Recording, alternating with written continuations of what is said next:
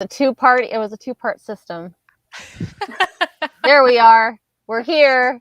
Hello. We're live. Hello. Final book. Oh, why did you have to say that? Well, for this quartet, there's a trilogy. So Yeah. And I haven't read the synopsis for that yet either, because I was waiting to talk about it, and then Mm-hmm. Yeah. Same. Same, no clue. No, I wanted to read it, but I was like, Yeah. no. But what if I read a name and I'm not supposed to know? Is it like way after what we have read? Is it at the same time? I cannot read it. So yeah. Yeah. I'm very curious about it too, because I'm just like, there's so many things that happen like in this book, especially like right at the end. So much. Yeah. Interesting world we've left. Hi, Donna. Hello. Hey. Hey, Hannah. All right. So, everybody want to give their ratings? 5. I haven't read it. Oh no! I mean, are we even surprised at this point? I was thinking, like, once you like fall back, it's so hard to catch up. Because Yeah. I finished this morning. I was like, And honestly, I mean, I really was going to finish, but then work got so crazy. Like normally I work about 30 hours a week, and I worked 50 for the past 2 weeks. Wow. So it's like I would get home at like 2:30 in the morning, go to bed, get out of bed at 11, and then go back to work at 2:15, and then repeat. So I would just have literally like 3 hours awake at home. So I haven't finished, but it's fine. But you finished Rune, or have you not? Nope. No. Okay. No, I have like 1.5 book left to go. I'm halfway through Ruin. Okay. you think you're gonna finish? Oh, I definitely will finish. It's just a question of like when. That's also why I would like January off. That's fair. I have some books I need to catch up on, and I just don't have time right now. Yeah. Understandable. What about you, Kira? I gave it 4 stars because there was a few things about this book that really ticked me off. Some of the deaths. And I was just like, no, you cannot have done all of this just to have this happen. I am not okay with that. Like, and I was just like, man, but I got to keep reading because I got to finish this book today. So. Yeah. At some point, I was like, if this bitch, and I mean Lycus, is not gonna die in like next page, if he runs away one more time, I was like, I'm gonna freaking burn this book. I was so mad. How many times will this weasel like run away? Oh my god. Oh. I feel like feel like though like that he got a pretty horrible death. So I was pretty satisfied with how he died. Oh, I love it so much when you hate a character that much and they have just the most satisfying death ever. Yeah. I mean, it was slow. Yeah. But that said was Lycos. I feel like I loved hating him.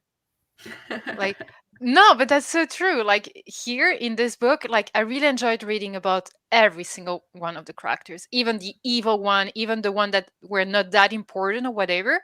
And I loved hating some. That is that weird? Yeah. No, I think that's fair.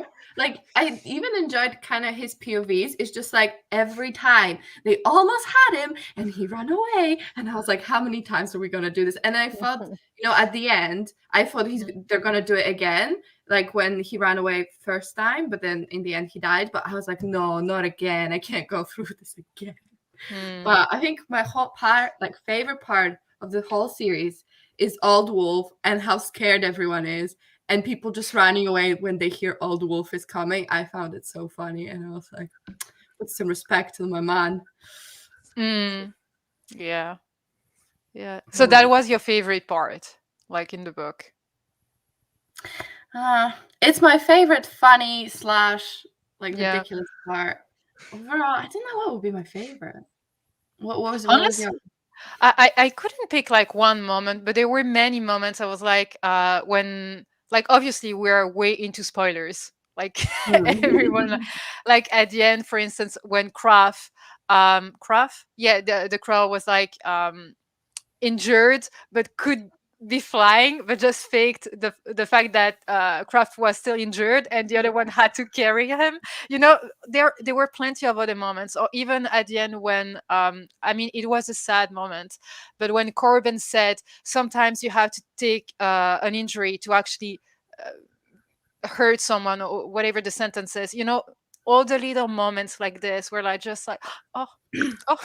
You know, I was like, it's so sad, but it was like beautiful. So I have plenty of little moments like this, and So I obviously, just have one question, honestly. Mhm. Is Storm really dead? No? right? I was right. I just want to put it out there. I told you, no blood, no crime. Yeah, No, I know, no, but I just needed to know. yeah, no. Storm is okay. And I don't know if it was in the third book that she got like puppies. Yeah. Yeah. Okay, so out of the 6 puppies, 5 survived. Okay, that's good. Pretty That's- good. That's like a survival rate of 80%. I go for that. That's okay. Yeah.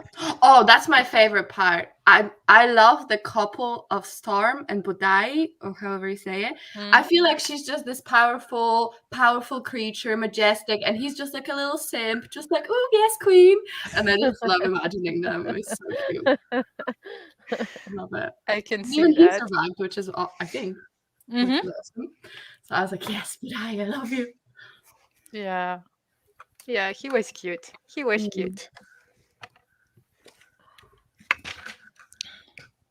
What about you, Kira? My favorite scene. My favorite part of scene. Okay, so like when I hated the deaths because there were 2 of them, but Yeah. like the thing like at the end of McQuinn's like last scene, like where he gets to be reunited with Fidel, like in the afterlife. Oh, Yeah. Spoiler, Femke, they both died. yeah. I figured as much when she said that they meet again in the afterlife.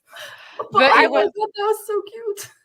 I was so Yeah. mad like about the actual deaths though. I'm like, we've been through how much and you guys are just gonna kill him off? Like why? Like but obviously, yeah. like I obviously felt like I like that what was it? Like Fidel wouldn't have survived like between the 2 of them because McQuinn had to like this would not have been the right death for him if McQuinn hadn't have been a part of Lycos's death. Or Fidel had been a part of it, because like I was kind of hoping like that she would have sneak attacked him or something, you know, like kind of just like gave him like one of those good stabs like underneath like the armpit or something, like a killing blow. But that never happened, unfortunately. But you know, yeah. No, you're so right. I kept waiting for her to like pull something out and like stab him, and turns out she's like not a badass fighter, but more like sneaky. But I kind of did like that she was like, no, you're not taking this choice away from me, because leaving me to live with this is like worse than death, and she kind of chose to die. And the only reason I'm okay with them dying is because I imagine them reuniting with Castell and how cute that would be. And Macklin would be like so happy. I did imagine like her husband's also dead, so like a bit awkward, but like whatever. I was like, how do you just handle that? It's like, my lover, My dead husband and my dead boyfriend in the afterlife. We could have a soap drama about that. maybe they're into threesomes, you never know. But yeah, I'm happy he's back with Castell and Fidel. Like he was not like he needed to die, I feel, because but I like that he tried, almost took his own life when he killed Lycus, and I like that he didn't, and he was like, no, I need to go to the battle, help everyone, and then was like he did like this amazing act of killing the Drake.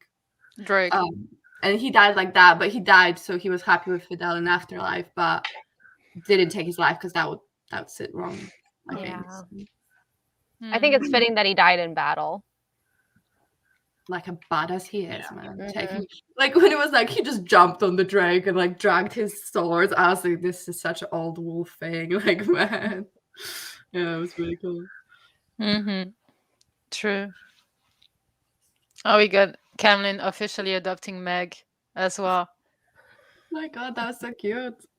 Mm. And like, oh my God, when Edna, when she was like, "Oh yeah, you're my counselor," and he felt like he would not be needed. I was like, "Oh my God, it's so cute. It's about friendship." And I just, but is she gonna marry Hellion in the end? Do you think? Because he was like, "We should get married," and I was like, "Not Hellion, sorry, Connell." Oh, okay. I was like, how do you? Yeah, not Hellion, Connell. I was like, huh? Okay. Yeah, no, that was cute when she said, "No, you're more than a friend. You're more Yeah. than that you was know." cute. Yeah, Yeah. no, it was cute. It was cute. So what happens to Nether? Does he die? Yes. Yes, he does. He was Yeah. such a real weasel. I was like, come on, change sides, come on. So, Is he more active in this book than he was in the third book? I think he Yeah. was because we got more point of views. Hmm. Yeah, but I feel like in this book, like as much as Corbin was like the chosen one, Nathaire was like some kind of like tragic villain or whatever, you know. I So like that. Yeah, go ahead. no, go. I'm done. Oh, I was just like, I like that he was kind of like, yeah, I'm not doing the right thing. I'm just doing it because my pride's hurt and I'm doing this for power. Like, he kind of embraced that he was being a piece of shit. And he Yeah. even said, like, oh, I could change sides right now. And then he was like, but Varadis got a new boo in Corbin, who's his lord now. So, like, I'm not going to do that. I was like, come on, make the right choice. And, like, yeah, but if Varadis killed him, albeit a bit reluctantly, but he did, and that was also very poetic. I was like, that needed to happen, otherwise it'd be doomed. But yeah. So what about like the prophecy that wasn't actually a prophecy and it may be a self-fulfilling prophecy? What was up with all that? Was anything done with that in this book, or was it just let's stop the bad guys now? I think they all understood that it was bigger than they thought at the very beginning, that they were not just fighting like regular humans or whatever. They were fighting for their survival and especially for their loved ones. So like I feel like it wasn't about the prophecy anymore at the end. And they were aware. They were like, yeah, there is no prophecy. I'm not like blah blah blah or who you think I am or whatever. We just have to fight because we have true enemies, whether they're part of a prophecy or not. So it was like beyond the prophecy in this book. I mean, in my opinion, that's how I understood it. Yeah, there was like a speech Corbin gave was like, I'm not the bright star, and they were like, yeah, we don't care, we just follow you for you. And I think that was pretty much it on the prophecy. It was like, we still have to protect, like, yeah, they literally said like the prophecy is not real, but the enemy is real, so now we have to deal with this.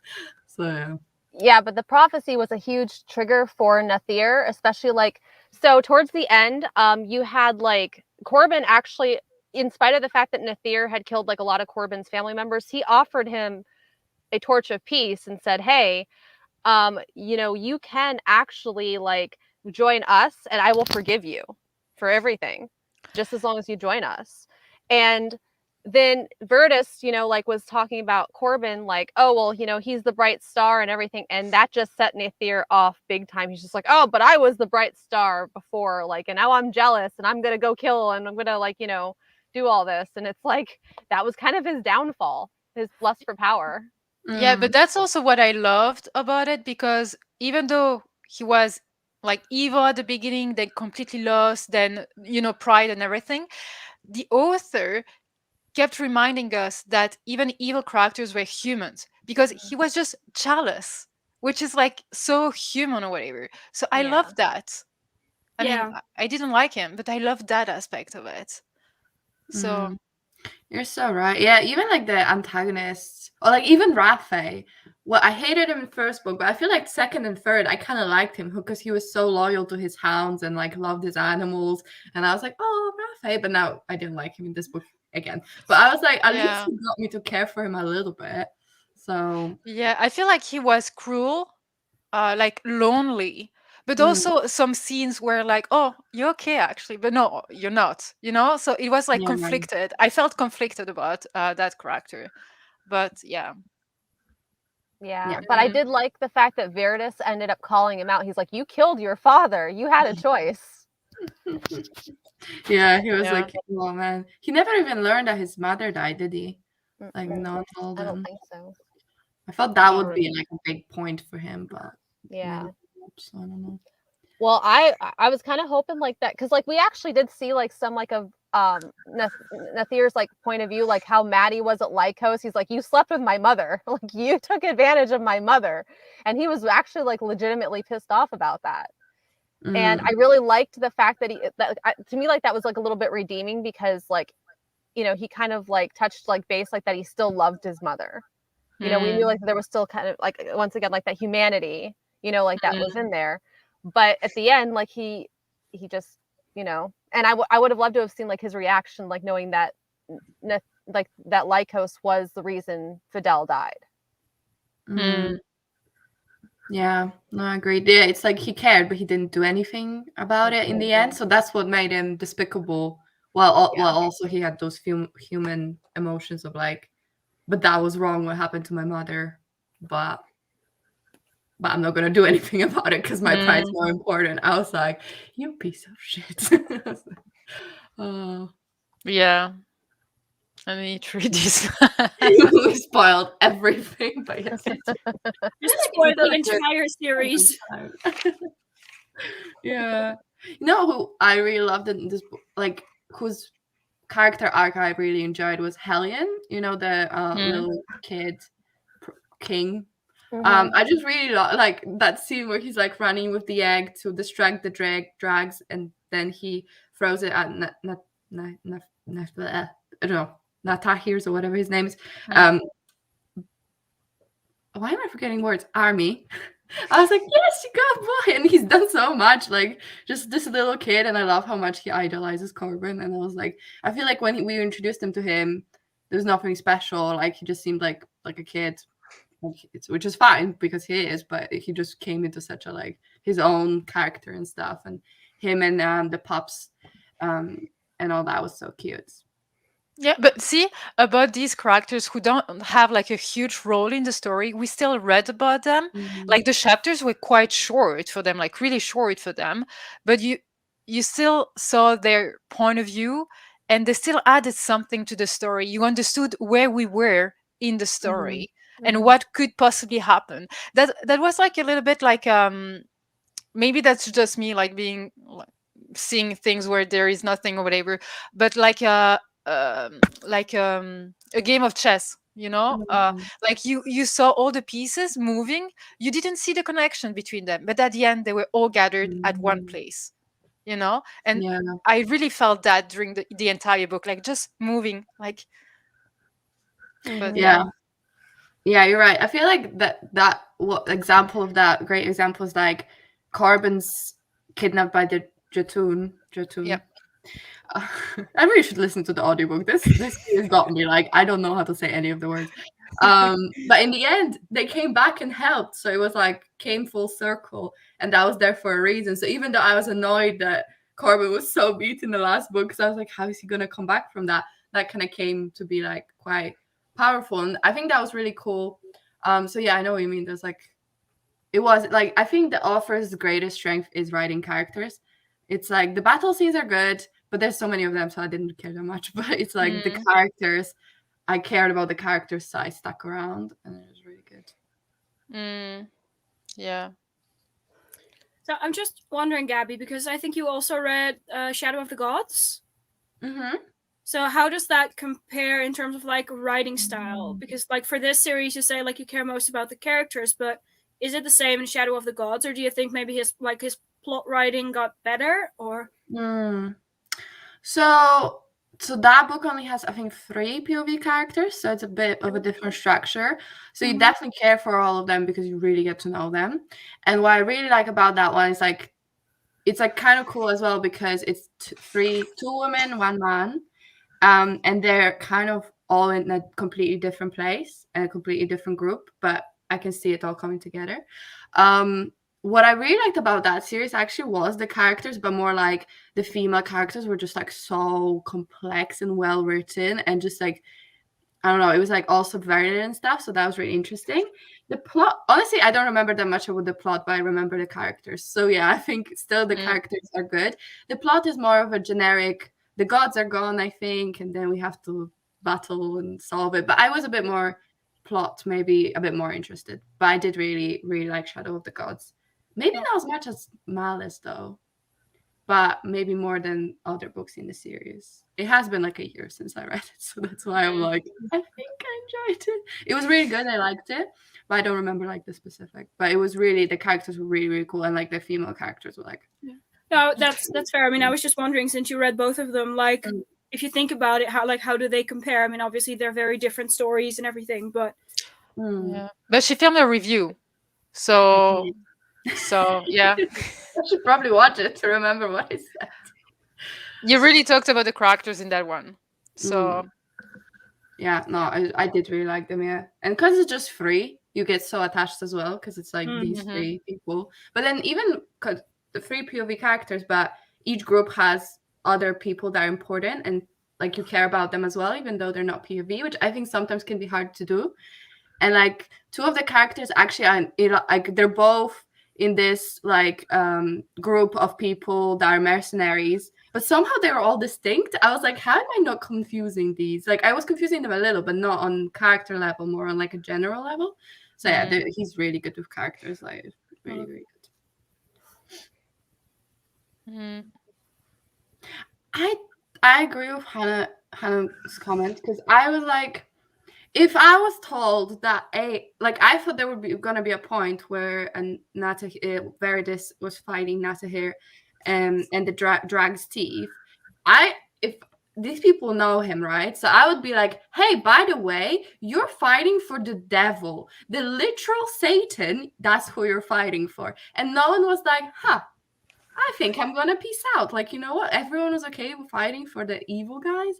Like, at least in the lore of like, because I know they said it's not as simple as God and Satan or whatever, but in their world, that's kind of what those figures represent. So you grew up with, like, I wouldn't be okay fighting for the devil, you know, even though my Lord told me to. So I'm surprised they didn't even attempt. Like, they did attempt it after the battle finished, but why not before? To be like, hey, if you want to switch, I would do that now. And like, I don't know. Yeah. So torque is a kind of like necklace thing. Yeah, made of like torrent metals, like Yeah, that's very large. Yeah, sometimes it's twisted strands, sometimes it's just single strands. They were also used to depict rank. Like if you had a simple iron one, that would depict something else, and if you had a gold one, for example. I had to Google it just now because I thought it's a weapon, and then I thought it was a horn. I was so confused. Torque is more of like protection for your neck, I think. Yeah. It's more like defensive than it is like actual weaponry. Makes sense.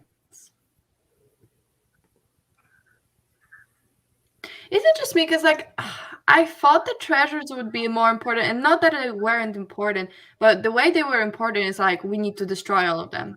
And I thought it would be more like they actually did something, but they just like you just put all of them together, open the gates, which is like cool. But each of them is kind of like a cool item, and I guess we saw the cup, and we saw that's pretty much the only one that was like doing something. I actually enjoyed that. They weren't meant to do anything and just one thing, you know? Because if they all had like superpower or they would be helpful to Corbin and his team or whatever, I just felt like it would just be like expected. Like the cauldron was also useful, right? Like if you put someone in the cauldron, they would be healed or something. Okay. I don't remember.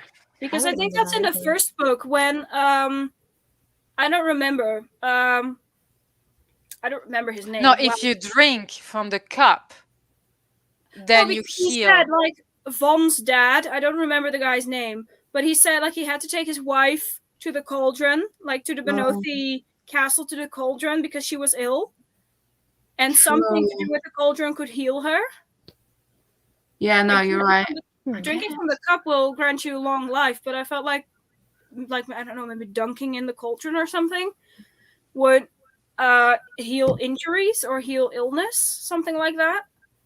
I thought it was from the cup. Might be. Maybe I don't think they use it like that, but it might be. I honestly don't know. I'm trying to see if I can find it. Yeah, for me, drinking from the cup was like giving you some kind of immortality, a very long life, but also to heal and to heal faster when you get hurt, etc., etc. But I didn't know, like, I don't remember about the cauldron. But I feel like if I had to reread the book now, I will read things differently and see things differently. Because also, I feel like from the very beginning, everything that we've read, all the little details we didn't pay attention to, were actually giving us direction on how the book will go, like the series will go. I feel like it was that type of book that the author, when finishing the book, already gave us like some indication from book one. But I Yes. would be curious, maybe. So the Faithful and the Fallen wiki page says it holds healing properties, but it is unknown what these are. And then Evnes believes that the cauldron is the only thing that can save his wife's life. So he believes, but we don't know if. No, it's what it says. It holds healing properties, but it is unknown what these are. Yeah. So it's not sure if it's by dunking or drinking or, I don't know, browsing or cooking in it, or no one knows. I don't know. So, I'm not. I think so. Someone said he might be imprisoned, but at least he's imprisoned. So I think it's a prison thing. So maybe it's important for the next series.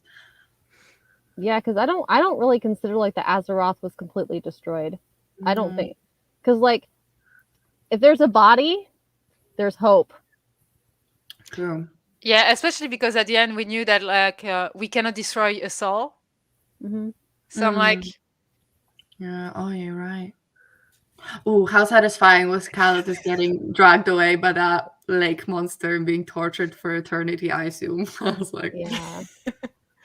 But I love how everything was about loyalty and discussion and pact, etc. with Corbin. I really love that. Yeah, he's very I'm a man of my oath kind of guy. And it's really but good. he could have turned bad with all the pressure and then starting to kill people and starting defend yourself and everyone believing in you and whatever. He could have turned bad. Oh. Yeah, but that's the only one. The creator is the only one. He's kind of dead. Okay. Yeah. But you were very right about foreshadowing, because even when they were having that sparring session with Gar, and Gar was like, you have to give a wound. Sometimes you have to give a wound to take a wound to give a wound. I think that's what he said. I was like, oh, that's the finale right there. I was just waiting. And then Corbin was like, oh, I remember something else Gar told me. I was like, okay, I see where this is going. But I love that so I am very interesting about the next trilogy, because I feel like there were some things that were kind of left open-ended. Even the fact, so towards the end, when Calidus and Corbin are in the underworld, and then Corbin calls that creature, and that creature is like, oh, what do you want in return for the soul? And he's like, oh, can you take me up to the world of the living? And he was like, yeah, that's so basic that I don't even consider that a payment. And then Corbin was like, okay, you're gonna owe me one. I mean, that's some prime setup, but I don't know what the next series is. But yeah, it was quite interesting, I thought. I'm very curious about this next series. Yeah, I'm gonna start it soon. I need a break, but I'm happy to jump in at some point. Yeah. No, I'm gonna wait to see if we continue it together or not. Yeah, I think the next series we're reading is going to be a nice change of pace, and then we could go back, kind of thing. Yeah. Yeah, I actually like that they explained her character motivation, because we were talking about it in the last live show, how she kind of turned on them randomly. This is the little giantess, right, that saved Helen, Mhm. right? So yeah, I remember I complained a lot about I don't understand her character, but they kind of explained it in this one, and it was so sad when she died and how sad Helen was. So, yeah. Sad. Mm, People wouldn't accept or trust her. Mhm. Yeah. yeah. Yeah. What does that mean, GBS? Is it like just BS bullshit exactly? What's GBS? I don't know. GBS. Or bullshit exactly? I don't know. I mean, Oh yeah. Oh, Green Bone Saga. Bullshit exactly. oh, I googled it with something banking something. I was like, huh? Yeah. That's the one that has one. Yes. I don't Yeah. know if we're announcing it right now, but yes, it did. Mm, Did. but yeah. Something that I was like, this author just gave up at this point was the romance. I feel like Simon and Verdis were like set up, and then Verdis was like always thinking about her, and she was always thinking about him. And this book, and they talk like once, and I was like, okay, no, not once, maybe like a couple times, but I was like, okay, I'm fine with this. I don't need the romance. That's not what I come to this book for. But I just found that funny how often they thought about each other, and then they Mhm. actually meet, and we barely have them interact. All I can say is like in the next trilogy or whatever, they better be married, he better be queen, and she better be his queen. Yeah. But I think he gave up his. Sorry. no, I'm just like, I don't know if we're gonna have the same character in the next series. Is it like maybe 1,000 years later? Should we read the synopsis together and find out? Yes, we should. Kira, could you like share the screen with the synopsis or something? Yeah, I'll do that. Hold on. I mean, you've all finished, right? Because there are spoilers for the series. Yeah. Yes. Okay. No, What was the name of the first book in that trilogy? I'm A wondering. Time of Dread. A Time of Dread. Okay. Maybe turn off the sound for a few minutes, Femke, no? Or you don't mind? Oh, I already read it. But Oh, I was, true. I remember I was last like, live stream, we were like, doing oh, yeah. So that's why I True. said to you, like, don't read it because it's spoilers. oh man, I'm excited though. Yeah, I want to know. Oh, I think it's at least a couple decades. Like after? Huh. It's 100 years. Hold on. Children. I'm trying to find like a full, like, I don't know if like I'm going to be able like to get a full like, page synopsis. saying. What is it called? Time of Dread, you said? Yeah. Yep.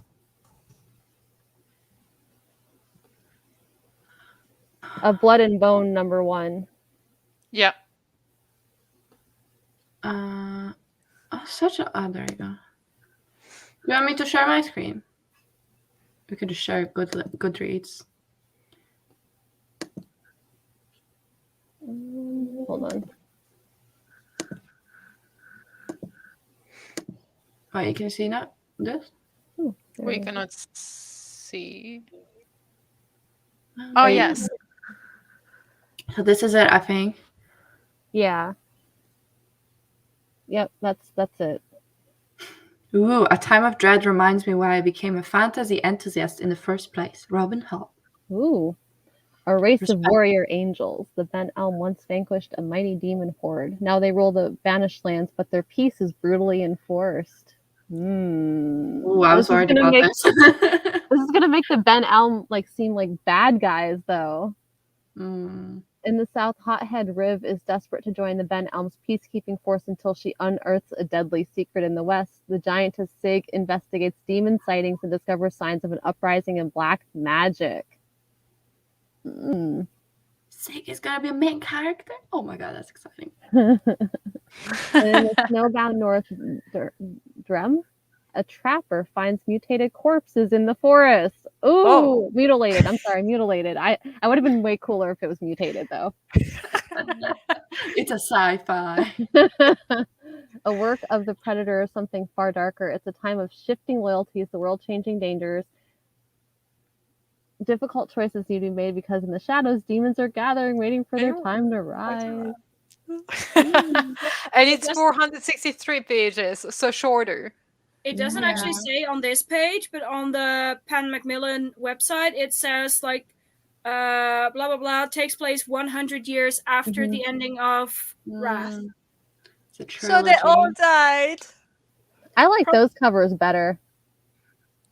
I All mean, the they really fire. remind me of the first one. But I like Yeah, all the Really, fire. like, they're not like nice like tie-in, but they're different as well. So that's cool. Mhm. I really, really love this cover, Shadow of the Gods. yeah, it's a When you beautiful see the cover. full jacket, I don't have it in person, but I saw it on YouTube on internet. I love how there's a puny human on it. Yeah, it's so tiny.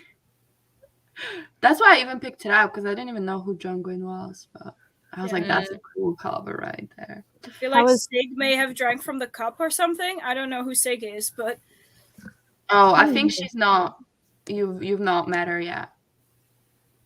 She's a giant though, so I think that's why she's still alive, right? Because she's a Yeah, I giant. think giant can live like way longer. Mhm. So like 100 years is nothing for them.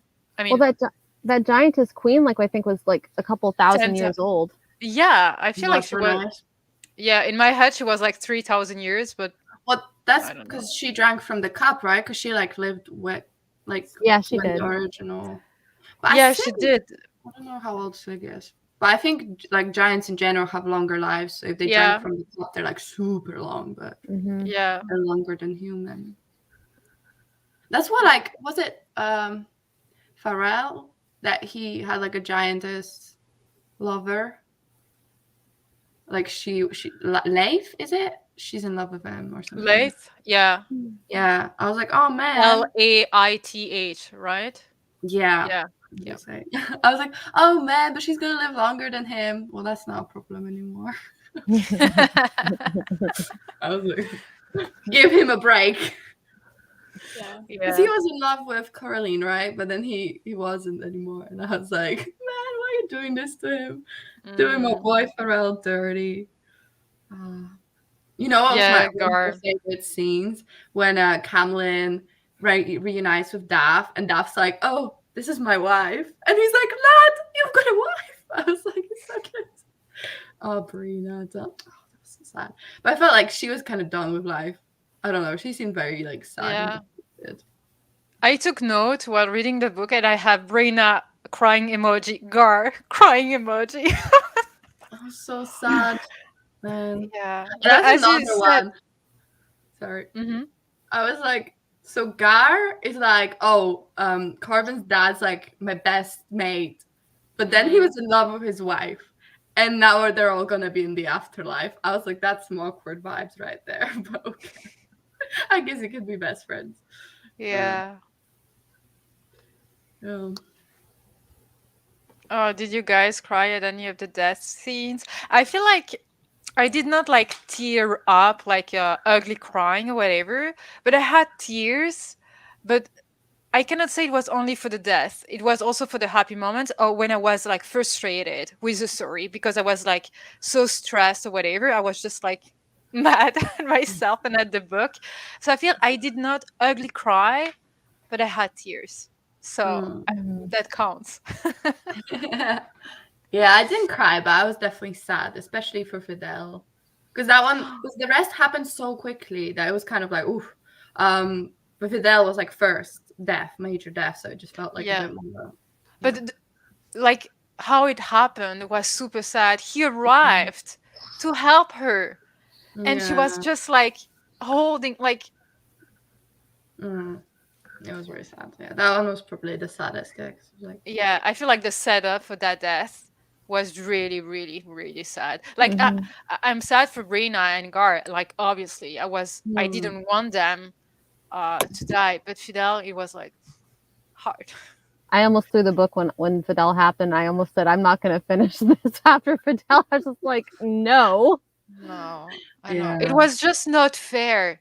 You know, when Gar was actually fighting and everything, but I feel like when he came back for Fidel, he deserved her to be there. But okay, they kind of get like the happy ending, whatever, together after death, whatever. But I was like, no, that's really not fair. Like you cannot Mhm. do that. That's not fair. Yeah. Like they've both been through so much. And that was like I think Hannah said before, but that was like the best developed romance relationship, whatever you want to call it. Yeah. Like it was Yeah. so well done. And when they had that like last night together, I was like, no, no, this is gonna go so bad. And it did so quickly. Like, Hmm. But at the same time, it's good that John Gwynne actually allowed himself to do that, to go like that far with some characters that we learn to care about and to really love and wish them happy moments. Like, mm, you know, um, but yeah. yeah. Well, I kind of thought he might just let Corbin die, but then he didn't. But I was like, this is the kind of offer that I would not put it past him to be like, he needs to die. This is poetic. Yeah, I was not expecting like Corbin to die because he was already too much of the chosen one. And I felt Mm, like if he had died, then it would definitely be like the chosen one, helped everyone, then died when everything is like resolved, true. you know? So I was I like, feel no. like dying and coming back to life is even more chosen one. Mhm. Yeah, You have to. yeah, true. Yeah, fair. But Yeah. I like the fact that he came back was because he made like he did it like it was him doing something proactive. Yes. So I Yes. like that. It wasn't like some magic that someone else did. It was like him being like, "Hey, how about you put me up there?" And the guy was like, Yeah. "Yeah." So Or how about Destiny being like, no, it's mm, not your time, so come back or yeah, whatever. No, yeah, it was his exactly. going. Yeah, Mm, absolutely. Yeah. Yeah, exactly. Mhm. Like they did deserve like happy, relaxing time under the tree, with the birds. Yeah. yeah. Well, I'm choosing to imagine that's what afterlife is, but Castella's there, so they can be all happy family. And the husband, and they are free, some I don't know. Mm. Yeah, and that's also one of the things that I really loved about the ending. Like opening Mm. a school and everything and being what Gar was to him and Brina as well. Mm. And Kaiwen. I mean, the audiobook said Kaiwen for the sister, Saiwen, whatever. Um, she also gonna be involved in Yeah, that. So yeah, I love that. Maybe she'll yeah. I have thought it was. Sorry. no. Oh, it's Maybe just sorry. go ahead. Go ahead. It's just cool that it's also a healing school. That's all I want to say. I can imagine like I'm envisioning like Cywin Mean. like being a teacher also, and she's like having like a bunch of like people like learning like knife throwing and stuff. Mm. Mm, I would love that. Like I hope we hear like I hope like even like though this is like the next trilogy is going to be set like 100 years in the future. I hope we hear like hints, yeah. like of the great battle. Like maybe like because I know like Mistborn, like for reference, like that one, like everything that happened like in there like is canon like to like like the books like that are coming. Mhm. So I hope like that this quartet is going to be like the same like for like this next trilogy. It's kind of like like they refer to it like as historical things like that happened. Well, I Mm. think you And will because Sig is like a returning character. yeah, but imagine we're gonna read about it. We're gonna read about people telling what happened in the past, or whatever, but they're gonna change some events, and you're just gonna be like, no, that's not it happens. It wasn't, So that would be fun as well, or frustrating, depending. Yeah. Well, glorifying like Corbin some more like would be really funny, like because like he's just like he was like the most humble person like in the whole book. Mm. Yeah, You know, he's gonna be like a badass in that book, like super huge, like this, with Storm twice the size she had. yeah. Yeah, I think it's cool because in the book they keep saying like, "Oh, this is one for the songs. They're gonna make a song out of this," and I'm just excited to see the songs. Mm-hmm. Yeah. Mm. I'm like, so Ben and Lynn become evil dictators. How did our heroes let that happen? I don't think Carbon would, so I feel like something sus gonna happen. Maybe like Yeah. maybe like the tides are gonna turn like in this, and Elon's gonna come back, and you'd be like, "What are you guys doing?" It's like, excuse me, sir. Why are you evil dictators? But I thought this is not a good thing. Like when the Ben and Lynn were like, "Oh, we're gonna stay," I was like, no. That's why I was like, maybe you shouldn't close the doors to Otherworld so they can kill Kadashim and then get out of there. 'Cause we don't want them in our world. No, we don't. No. Now Makel's Yeah. dead or frozen or imprisoned, so he's not the voice of reason anymore. But I do think that Ben and Lim are and Kadashim too, they're so interesting because they're just like so not human. And when they were like, Corbin, you're gonna lead the warband, and Corbin was like, no, I'm not. I was like, yes, you will. He's like, no, because I have free will. They're like, okay, and then they like piss off. I was like, what? That's so weird. Like, it's very interesting. Like, I think for an antagonist, or maybe we're gonna see some Ben and Lim that like become more human, like Makel did, and kind of see the perspectives. Like, I'm sure this author is gonna do some pretty cool things. Yeah, but talking about Michael, I really love how Corbin was like, yeah, I'm going to trust him. No, I cannot trust him. Oh, he's going to turn on me. No, I can trust him. I was He's and, going to trust issues. but I mean, it was fair. Like, why would you just trust Michael? Like, I really love that. You know what's hilarious is like when Brina was like, can we destroy the treasures? Corbin's like, no. He's like, how do you know? Because Michael told me. And then he was like, oh shit. Because like it just clicked for him that he might have been lying. And he was like, oops, I don't know. Yeah. That's what I loved about it. It's like funny, but in subtle ways. And it's like, I feel like I dramatize it a lot in my head. So everyone's sassy. Makes it really funny. Absolutely. When he ignored Michael calling him at the end, I was fuming. Yeah, I get that. He was like, I'm not a pawn. I'm like, but he could have some very valuable information, you know? It's like, but I thought it was cool that they kind of pull a bait and switch because we saw Michael be like chained up.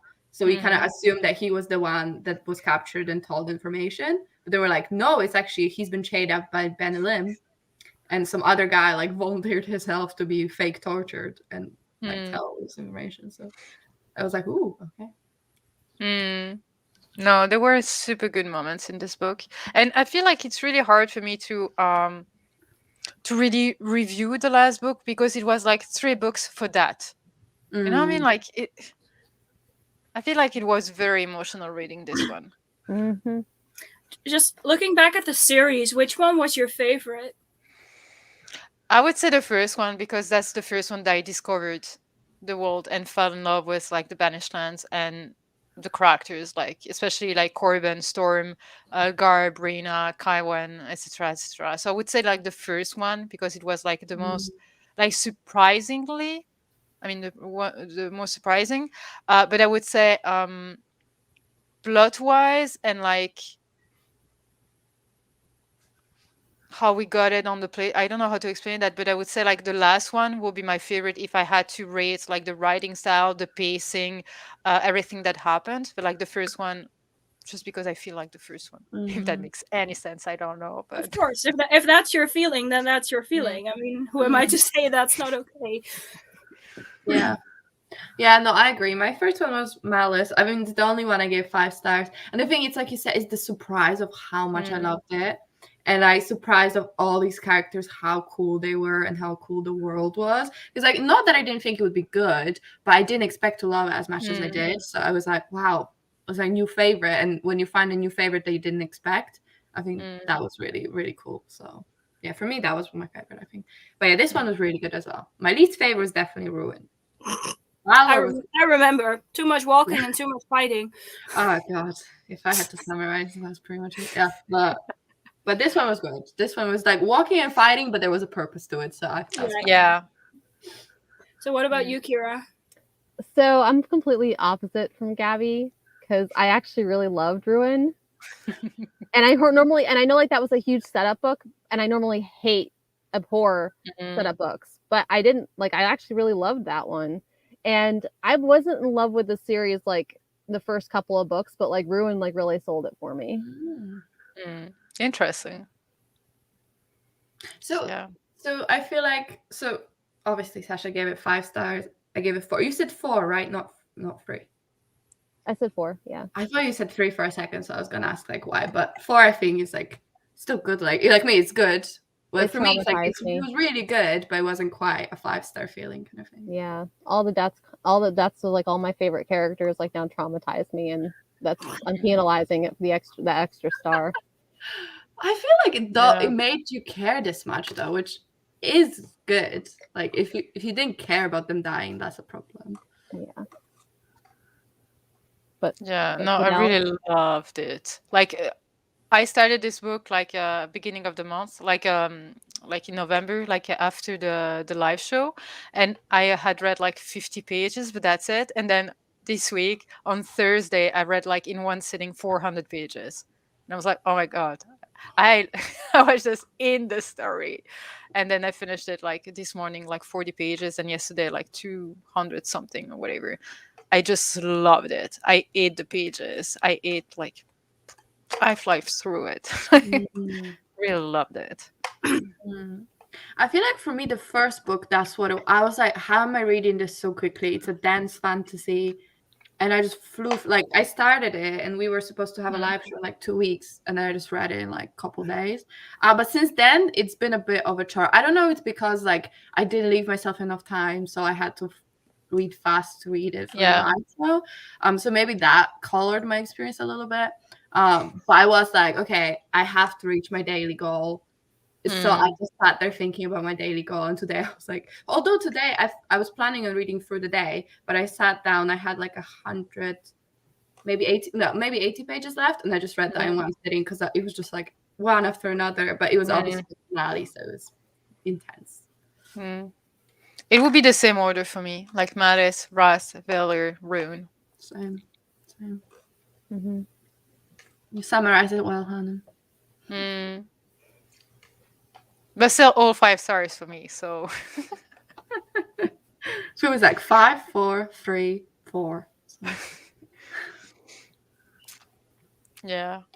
But overall, I think this was like really good experience. Yeah. I know. What did we read just before? Yeah, Angel. Laini Taylor. Yeah. That was good too, but I was a reread for me, so it's not the same. Like it was cool to experience this for the first time with you guys. But it's such a completely different vibe than even genre and I mean age group as well, because this is adult and that one was young adult.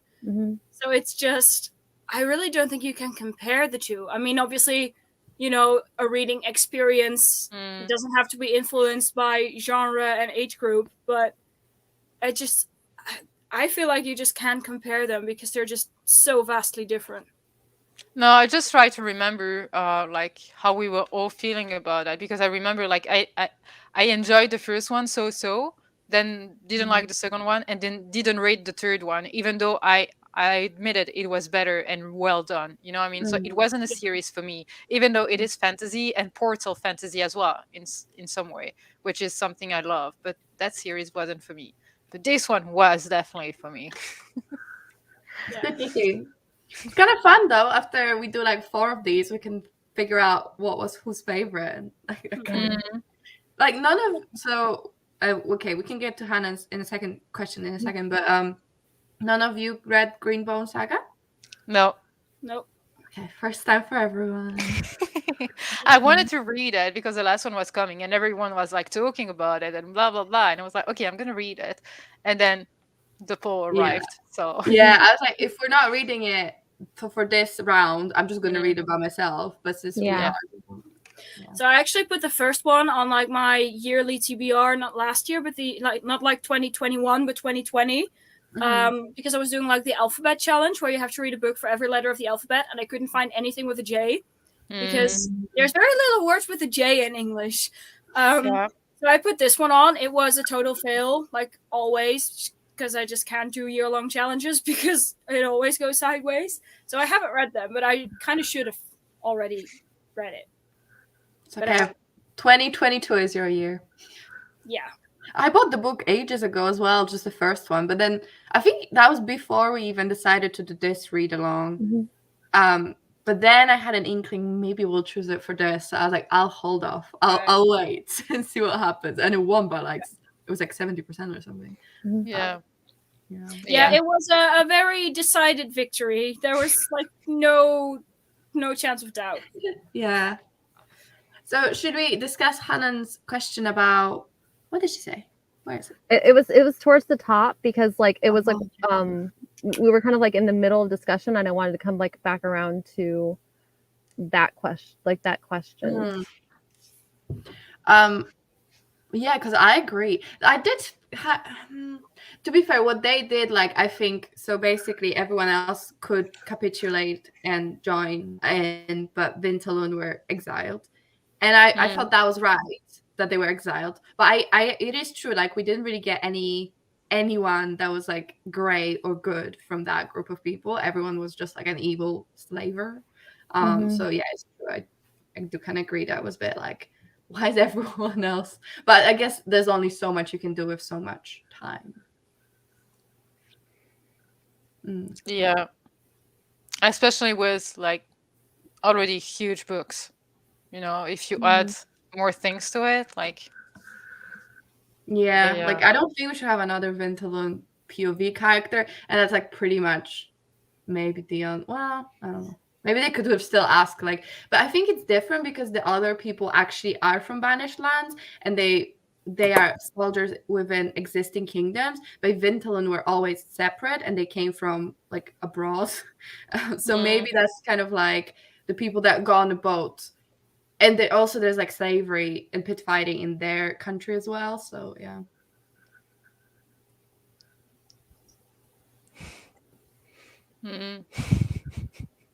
True. River, Lycus seemed pretty upset to me about Vintalun dying on the raids. Like he was pretty pissed, but what can you do? Like Calidus is pretty evil. Yeah.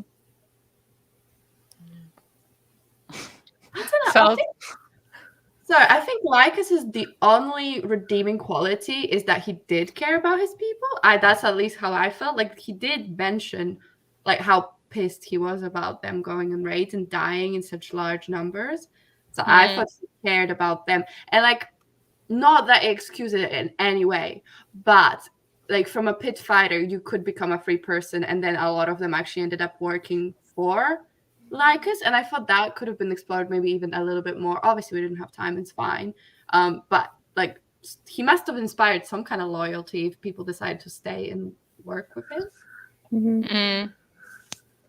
I don't know. I have mixed emotions like about like whether or not Lycos actually cared about the people like that were underneath him. I feel like I don't know, like he was just like so down like right evil, and I feel like he had like a lot in common like with Nathir as far as like you know, thirsting after power. So I kind of always thought of him like as being like this person like that just wanted like more people like to, you know, manpower to him equaled power. Yeah, that's true. Yeah. Fractured before. Yeah.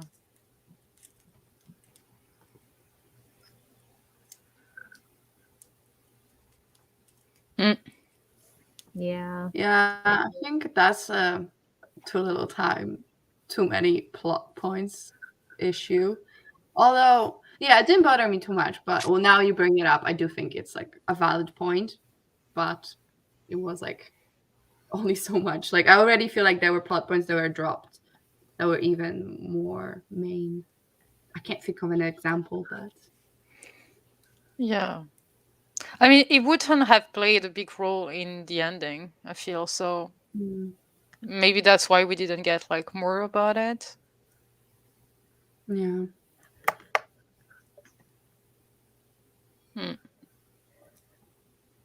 I don't know.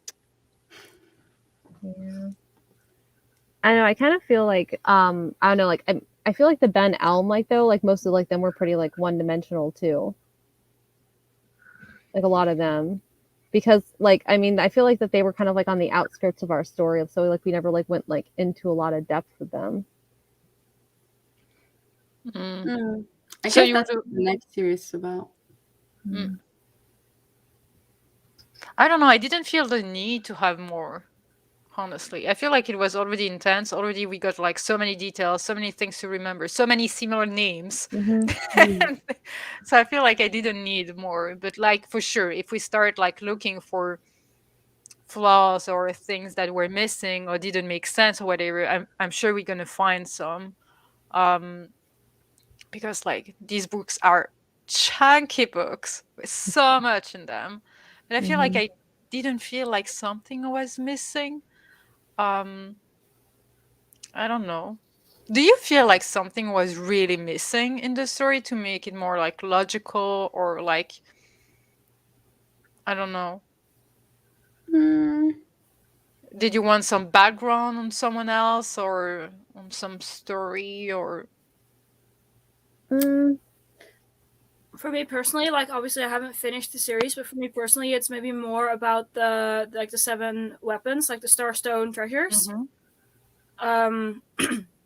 But that's just because I really like those kinds of background stories. So obviously I don't know how much is still going to come in like the 1.5 book I haven't read. But yeah, for me so far, I would have just liked to know more. Like for example, what we just talked about with like the cauldron, how no one really knows if it's actually the case or not. Like I would have liked to know more about that, so we could say like, yeah, no, the cauldron has healing properties, and this is how it works. But do you think that if we knew more about all these like items slash weapons slash magical things or whatever, they would not destroy it? Like they wouldn't have destroyed it at the end because they would want to keep them for something. I feel You like know what I that mean? would have made like an interesting point as well. If you know what they can do, would you still destroy them? Yes or no? Yeah, because you can use everything for good or for bad, but who are you to judge and say that what you want to do with it is good? No, for sure, but I feel like that would have been interesting. That would have been an Yeah. interesting dilemma in the books. Yeah. I'm not saying it's missing if it's not in there, but I feel like it would have been interesting. Yeah, To me, definitely. to me, it would have been interesting. I mean, obviously, I can't judge if it would be interesting for you, but Mm. I always like those kinds of like moral dilemmas. Like, okay, well, we need to destroy these things in order to lock away the bad guy, but we know what they can do, and like a healing cauldron is a pretty nifty thing to have. So, what do we do? For you, me, it was a little bit like I feel like all of them have some kind of superpower because why would only some of them have it? But then we don't learn what it is. So for me, it's like it'd be interesting to know, but I still think they could have destroyed them and stuff. But now because they're destroyed, we'll never learn. So it's just like it's like weird that no one even mentions what it can do. But I guess part of it could be like, oh, it's been lost to history because they've been gone for such a long time. Yeah, and I feel like, for example, I think it's the axe that Alcyon. What's the giant called? Alcyon. Like, I think it's said like the axe just cut clean through swords and everything. So I feel like its superpower is kind of, you know, be an unbeatable weapon that can't be blocked by anything else. In that sense, I'm not saying that's true for all. I'm like, maybe the spear has like true aim or something, like whatever you aim at, even if your throw sucks, it will still fly through true or something. I mean, I'm not sure, I'm just making stuff up, but not everything has to be as big as, you know, granting long life, near immortality, or healing powers, or I don't know, seeing the future or whatever. Yeah. True.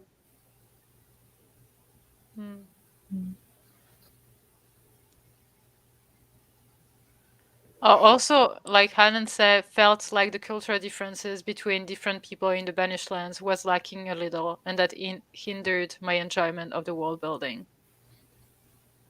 Yeah. Yeah, because I didn't feel there were too many cultural differences, except between maybe like pit fighting with the Vintherloon and no pit fighting on the rest of the Banished Lands or something. Like, I feel like there weren't that obvious big differences. Yeah. Yeah, I At see least, that. At least so far, it just kind of feels like one really big country. Yeah. That's how it feels. Yeah, a big Mhm. country was like still very big because you had to like travel a lot from Yeah. point A to point B or whatever. But it didn't feel like they were like discovering new culture and new habit and customs. I mean, tiny things, yes. Mm. But yeah, I get it. Yeah, it's true. I sometimes forgot that it wasn't one country and with regions or like governors. Like I Mhm. forgot kind of like I know you're king of this, but I don't know what I don't even there's not even is there a map in this book? I don't But think I there mean, is. at the same time, like at the very beginning, you have one high king and then all the other kings under Mm, the high king. So it's Mhm. kind of like one huge kingdom. That's how I Yeah. saw it.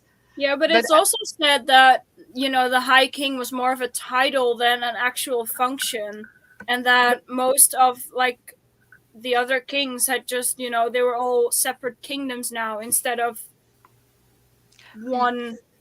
yeah, but that's a little bit like in Belgium. We have a king, but it's completely useless. Like it doesn't make any decision. It's Same. like the government on the Flemish, I mean the Dutch side, the German side, and the French side. They're making all the decisions, but the king is just there to represent the kingdom, the country. So I Yeah, feel that's how I saw it. mm. fair. Um, yeah, Yeah, but because I I'm think that sorry, I don't mean that the king is useless, but you know what I mean. Like, No, yeah, but your king is more of it's more of a fancy title than that he actually has a function. I mean, it's the same for us mm, because like with regards to ruling, our kings don't do much. no, he's not I didn't allowed. even know you had a king. I'm not like I don't know Like, if I'm exposing myself, but neither of these countries have had a yeah, king. we do have like king, queens, princesses, etc., etc. They don't make decisions. Mm, They sometimes gonna sign things to validate things or to give Yeah, their exactly. approval or whatever, but they are not allowed to say no if the mm, rest of the politics decided on something. There yeah. is only one king that did that, like a few generations ago, or the 2, 3 generations ago. But at the end, he had to sign the papers because the king doesn't cannot say no. Doesn't Mm, like they just represent the country. That's what they do. Yeah, Um, yeah. it's just a fancy title. Yeah, but for us, it also keeps the country united because otherwise, I feel like if we hadn't had a king, like the Dutch side would be separated from the French side, the German side, and then Brussels will be like a country by itself. So the king still has that role to keep like Belgium united. Mm, Um, but that's it. mm, That's it. So yeah. yeah. Yep. Um. Yeah. I don't know. Was there anything else we wanted to talk about? Mm, Like I just Hannon's last comment about the giants. had crazy Mm, traits. He's like, I feel Yeah. like the giants, they were all saying like, oh, but there are enemies about other clans, but then nothing was really explained about why they were enemies, like what caused them to be enemies. Like, is it cultural difference? Is it not? I mean, I also have it in my head that some giants are like smaller than others, like less tall, and I'm not sure why, but I would have liked to know more about that as well. I I mean, feel maybe like yeah. sorry. Go ahead. No.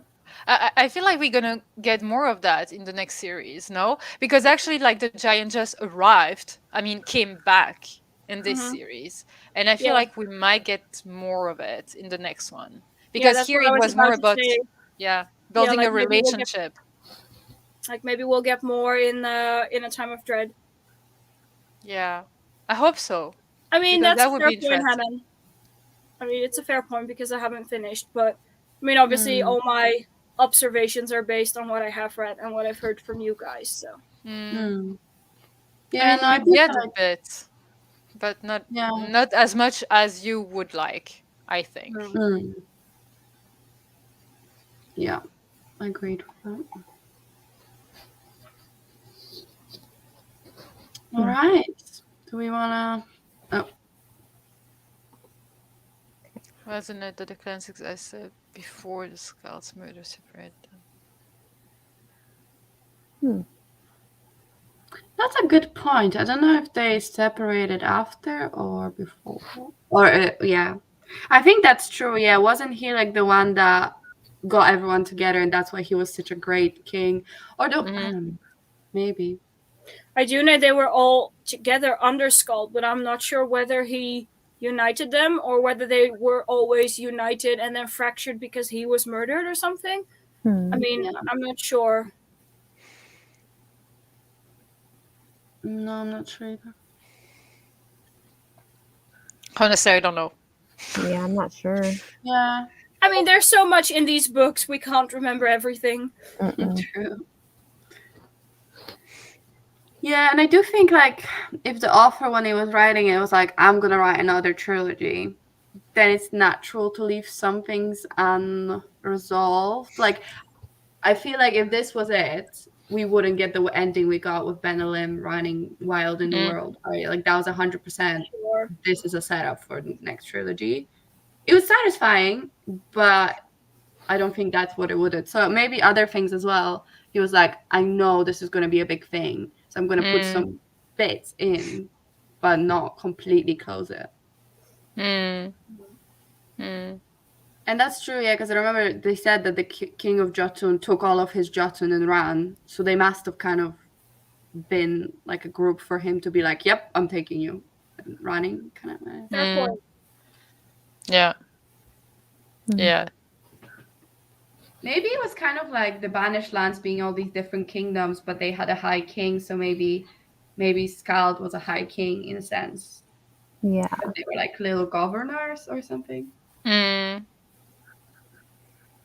Maybe. I think we need to reread it. You're reading this one. Let me finish it first, and then we'll see about rereading it. I was kidding. Like, if it was super short, okay, but like, you need to commit. I can read the next trilogy book. I don't think Yeah, they saw that map. Oh yeah. Where the Starstone treasures were. Yeah, I remember. I was saying kind of like, oh, this is with these people, or whatever. Remember the forge? I think I do. Yeah. I don't know if there was something else you wanted to talk about. Another thing that bothered you or that you loved. Oh man, I don't know. This is the end of an era. We're gonna change all of our branding on our Twitter. It's hard to say goodbye. Yeah. On that note, I need the login again because Twitter kicked me out of all my accounts I was logged into, which is annoying. So. Okay, let me know when, and I think I need to send you like the code they sent me on email. Yeah. But I mean, it's been like this for 2 weeks, but I just keep forgetting. So. Okay, I'll have a look.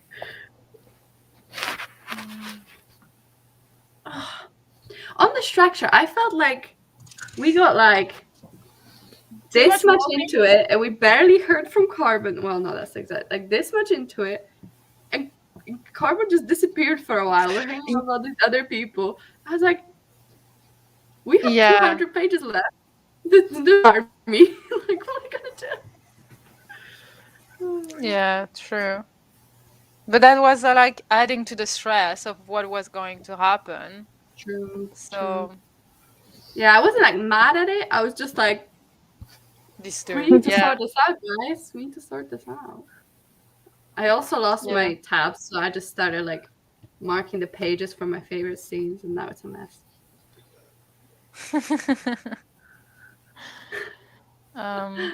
So innocent. No, I just wrote that Wraith was bloodier than Rune. So many people died, and even off page, like I was really sad about what's his name? You know, he has a wife and 2 kids, Sif and no, not Sif, someone. What's his name? I don't remember. But he died off page, and I was sad. That's the Yeah. thing. I Yeah, like and I them. wrote family, honor, loyalty, truth, and courage. Yeah, Yes, Larissa. yeah, Did yeah. Even the one that we hated, we loved hating them. some good villains in this one. And so many hateable people. Just like, Mhm. Yeah. and every time each one of them died, I was like, yes. Oh, when Rin died. Oh, you know what I was really sad about? Larkin dying. And I think the fact that Edna didn't even acknowledge, like on page, acknowledge it, I thought was a bit deep. This boy was like crushing hard on you, and like was really loyal, and I don't know, it was sad. Wolf, that's the Mm, one. How did Wolf. his mom take it? How did Lorcan's mom take it? Well, she died like 2 seconds after him, yeah. which was good. Mhm. I would have liked to see her flip out though. Yeah, well, she did, and then she died. Yeah. That was actually a fun switcheroo. When you get to it, you'll see. Hmm. Like, ooh. Yeah.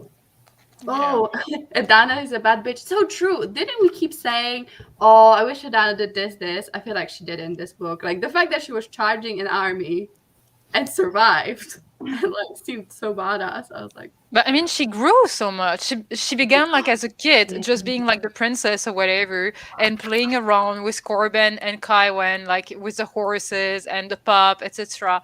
And then she learned everything. Yeah, like on that note, how much time passes between the start of Malice and the end of Wrath? I have no clue. At least I like would 2, say 3 like, years. yeah, for me, 3 years. Mm. I think. Because I think we learned that Malice takes place over 1 year. Yeah. So does Valor, so that's already 2 years. I don't Yeah. think they specify in Ruin, but it's at least half a year, if not more. No, but And I in this believe one, like they travel so much.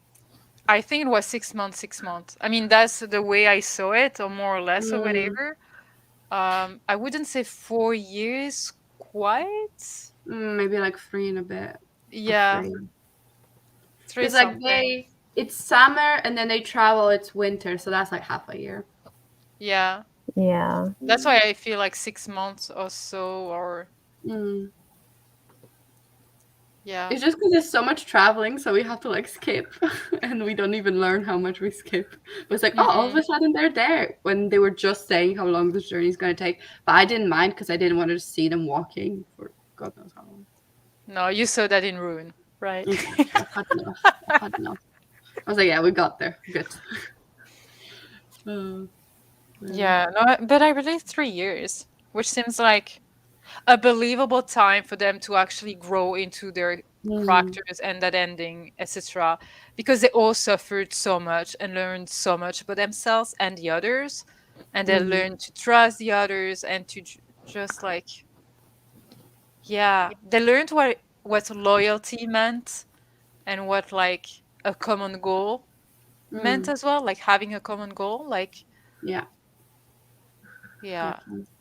No, for me it was believable. I mean, the pacing and everything in the story was really believable. It's not like, you know how sometimes you read about the main character being like a badass, whatever, but at the beginning they're just no one, and then after 20 pages they're like superpower and whatever. No, that's not Yeah. what happened here. So I love that. Yeah. Definitely like earned every victory because they got through much shit and training and just like growing and stuff. But yeah, I was actually when I was reading, I had this thought about Adana. Just like when she started, it was like just gossiping and overhearing stuff and just like so fun.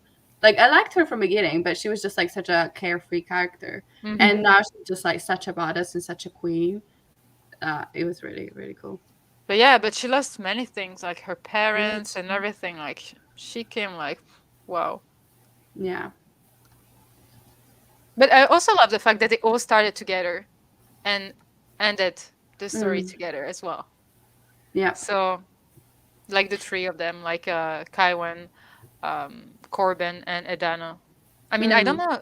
I think it is Edana that you say. At least in the audiobook, it was Edana. I feel not Edna. I don't know. Okay. But yeah, I love that because they knew each other. You know. They knew Mm. each other like from the very beginning, and kept like they stayed true to each other. If that makes any sense.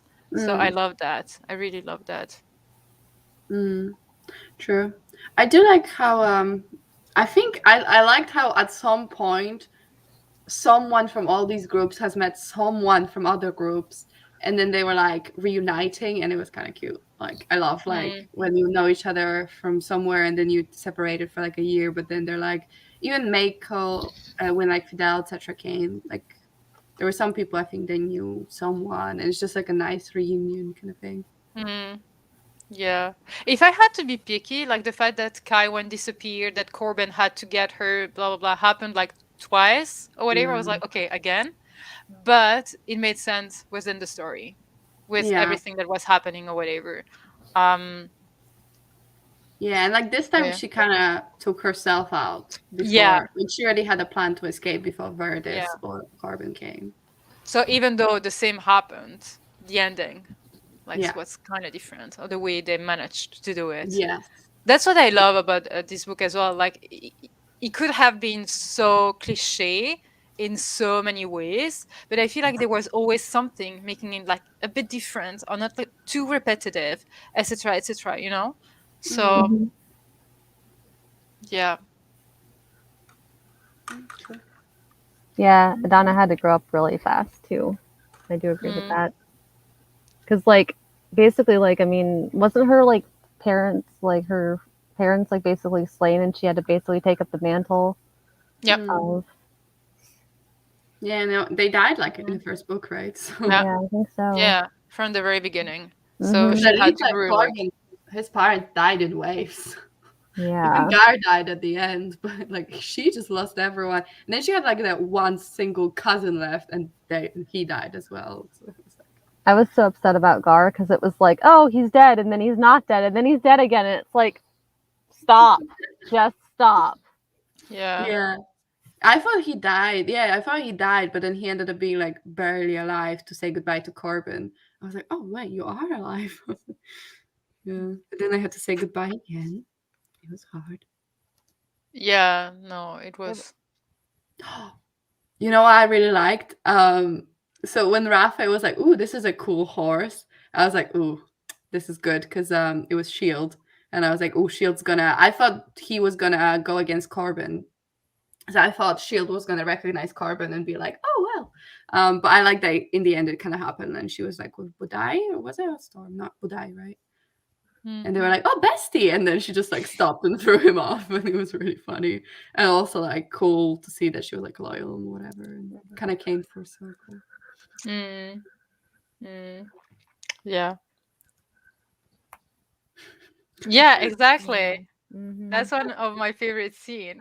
It's so Very funny. sassy, that crow. Like, I was like, Oh, I love him. Like I feel like in the first book he was so like not talkative and hated everyone. And then by this book he was like, yeah, I'm the MVP of this team. Like him getting the necklace and all of that. I was like, yeah. Mhm. And then what would sometimes they he do was like, without me? Edana Bossy, you know, when he came back or whatever, and then someone asked him to do something, and he was like, Edana was nicer. Yeah, that's really funny. I loved it. You know, that those tiny moments in between all Yeah. the gory and blood and battles or whatever was really like welcome. Yeah. So, Yeah, and I like that he pretended that his wing was still broken so that they wouldn't send him out, because he was like, I'm tired. I don't want to be your spy anymore. yeah. I don't want to go left and right and blah blah blah.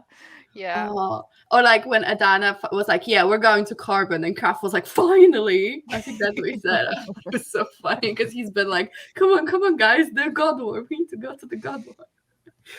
Oh, Yeah. he was such a good character. Hmm. Oh man, like, and then like when he thought Corbin was dying, like, you know, like when, Yeah, it was oh so my cool. god, I I thought sorry, it was just really touching. it was. Yeah. Yeah. I was worried they're gonna kill Kraft off, you know, when Rafe got a hold of him. But I like that everyone was like, "You do not freaking touch that bird," and they were like, "We're gonna save him. We don't care that it's gonna like jeopardize the mission or whatever. We're saving Kraft." And I Mhm. like Yeah. Mm. Kraft is such a good character. You know, when they were with that giantess, like they kidnapped that giantess, and she thought he was the other bird. Oh And yeah. he just took it in stride, played it along. He was like, yeah, and you killed this Naiman or whatever. You're a traitor. What are you gonna do about it? Shouldn't you feel bad? And she was like, shit. I was just like, oh my god, because I thought he was gonna be like, no, he's a crow and I'm something else, or like whatever. Because he was a raven and Kraft is a crow, so I thought he was gonna go off, but he was like, nah, I'm smarter than that, and he was like playing her. So it was fun. And I'm happy Storm didn't die. I fully expected her to die, but she survived. Better than No, I love that. Yeah, no, it was good. My greatest fear from when she was introduced. I kept waiting for her to die, and I was like, no. Yeah, I know. I expected her to die at one point, like the wolves in Game of Thrones for some reason. I mean, there is one that survived. I mean, two that survived or whatever. But I was like, yeah, I was expecting. It's just such an easy emotional punch because people care about animals. So if you can kill them in your story, then it's like easy emotional win. But especially because there was like a special bond between Corbin and Storm, but also with some others, and how she was never really tamed. You know, she doesn't. She's not Corbin's. They're just member of the same pack. You know, like I really love that. Yeah. So. Yeah, that was really cool. And they were like, "Oh, she's now his like pet." It's like she's not a pet. No, they just belong to each other. Like they just No, I really love that. She was never seen as just a pet that was doing what Corbin wanted her to do. So. And the armor that she got. Yeah. Badass. Yeah. Yeah. Yeah. I think we talked about everything that I wrote down. So. Yeah. I feel like once we finish this live show, that's the end, or like the pause. Let's say it's a pause till we read the next trilogy. I'm like, oh, I'm gonna miss you guys. Yeah, it's gonna be weird, but it's just for a month and a half. Yeah, it's true. Right, so should we? Yeah, so we're reading the Greenbone Saga, officially saying here. I'm gonna say on Twitter too, and we're gonna start in February, right? So everyone can take a little break. Yes, I have everybody's URLs for like their channels linked down below, and we do have a Twitter page also. So I get a real revamp. It's gonna get rebranded. Well, everything will be green. Yes. So. I'm really excited for that series as well. Me too. And it's so cool. I heard it expands decades and stuff, and I love that. I think it's gonna be so cool to see like how it changes like the world and stuff. Yeah, everybody that I've heard that has read it has adored it. Like they've been crazy about it. So I'm ready. Yeah. And the funny thing is that I don't even know what it is about. It's like I know it's like about mafias, and the valuable thing is the jade. That's all I know. I watched some reviews and everything of some of my friends who absolutely loved the first one and continued with it, but I just cannot remember. Like, all I know is something to do with Chinese mafia, and that's about it. Yeah, it's a mafia, and they have jade. I don't think my copy has fantasy powers. No, I think jade is kind of like something to do with magic, but I'm not sure. See, I heard the battle scenes were really good in this. I wasn't expecting battle scenes. Yeah, I heard like any of the battle scenes are very descriptive. On my honor, on my life, on my jade. Yeah, that's what's written on the books. Nice. Oh, okay. Two clans fighting each other is the very basic explanation. Nice. Thanks. I like it. Can we just appreciate these though? Oh yeah, God, they're gorgeous. They're so pretty. So pretty. You just got them, right? Yeah, I didn't know they had been shipped. Nice. Does it have stenciled edges? Yes. Oh, and then like the pins too. Yeah, and here's the other two. Ugh, they're so heavy though. Even the pins are gorgeous. Oh, but they're so pretty. I'd be scared to actually read them.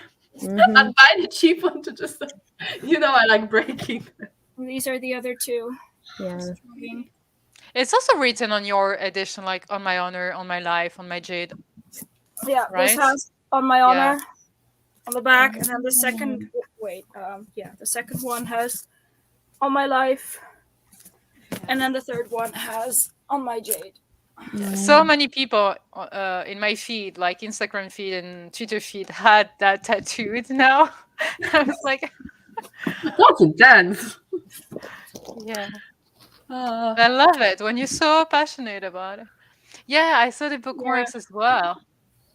I love the plates we got as well. I have no Oh, idea yeah. what I'm going to do with them, but I just love those so much. The What, what? like actual plates? Yeah, we got. Do you have them, Kira, or do I need to get up and get mine? I got them right here, right next to me. Kind of like, I don't know, cookie plates or something. They're just literally like tiny ceramic plates. Oh, that's cool. Yeah, it's a I souvenir. think it's like plate set. trinkets, like jewelry Yeah, stuff. they're Big bigger than like trinkets. trinket trays Oh. because like Fairy Loot's trinket trays are a lot smaller. These Yeah. are actually like bigger. Oh man, I still have my kidney, but now I'm sad. Oh, nice. I still like could use it. What like is it written? Like, oh, twice says- lucky. Jan Loon. Mm. Oh. I actually like the other one a little bit better, just because like got little squids on it. Ooh, that one is beautiful. How many did you get? Like 3? Two. There's Oh, two two. in there. Yep. That's cool. I might just see if I can find 2 more because I don't like having sets of 2. Like I need 4 or 6 for my everything. I might just try to find 2 more actually, because then I'll have 6 and sets of 3. Like makes me very happy to have that. Yeah. Like, do you want to buy the same one if someone is selling them? Yeah, if they're selling them, I just buy 2 more of these sets because it's just because I have the same 2. So Yeah. like every single set has these 2. Yeah. Okay. If I see someone, I will let you know. Thank you. Yeah, I mean if it's not for ridiculous prices because I have a feeling these sets are going to sell for a ton. Yeah. Yeah. I think Illumicrate sold out of these pretty quickly, right? I think they did. Yeah. Yeah. Oh. I'm not sure because I bought them in pre-sale and then I just completely lose track of what happens to a sale once I just Yeah. Did you see the Illumicrate? I think it's Illumicrate. The winners. Yes. Yes. I mean, I It's have so pretty. a regular hardback set, but I want those. I'm going to sell my regular hardbacks and get those, like Which for one? sure. I'm gonna Which show- series? I'm gonna show you. They have like exclusive dust jackets by Alithian, who also did the Akotar dust jacket set. Illumicrate did. And Is they're that like the one by Mary Rutkowski? Yeah. Yes. So it's this Oh, yeah. one. Can you see? Now we It's can. charging. Yeah. Yeah. So like you can see the books now. It's slowly, yes. Wow. Okay. I'm Yeah. And I love this series, but I read it so many years ago. So I'm like, do I actually love it, or does 16-year-old me love it? You know what I mean? I mean, I don't even Nostalgia. care. They're so pretty. I just want them, regardless Yeah. of whether I love them or not. yeah. Yep. And I've heard like a lot of good things like about that series itself, so I would be like willing to buy them just so I could read them. And I mean, for me, it's the same as Gabby. I mean, I read them and I just really love them, but it's been quite a few years. Yeah. So I feel like I might not love them anymore if I reread them. What But are on they the- about? Was it like a It's girl been a that while. first? Oh, I don't know. Let me. I mean, what I remember, like the first book is about a girl from a wealthy family who basically accidentally buys a slave. Yes. And yes, then you're the right. slave is like from an oppressed race and the oppressed race fights back. That's just like the really, really short, simple version of it. Okay. But it's, I mean, I remember like the first one, it broke Oh, yeah. Sorry, I just remember it. Winner's Curse is like an actual theory in economics or something. Yeah. And then she refers to it in the book, and I remember being like, oh my god, this is so clever. Yeah, I think it's like in the game that they play. It's like Yeah, a so- strategy. Winner's Curse is a phenomenon that may occur in the common value auctions where all bidders have the same value for an item but receive different private signals about this value, and wherein the winner is the bidder with the most optimistic evaluation of the asset and therefore will tend to overestimate and overpay. So it's something like that. Like she's in an auction and she somehow buys a slave, but of course there's going to be a romance.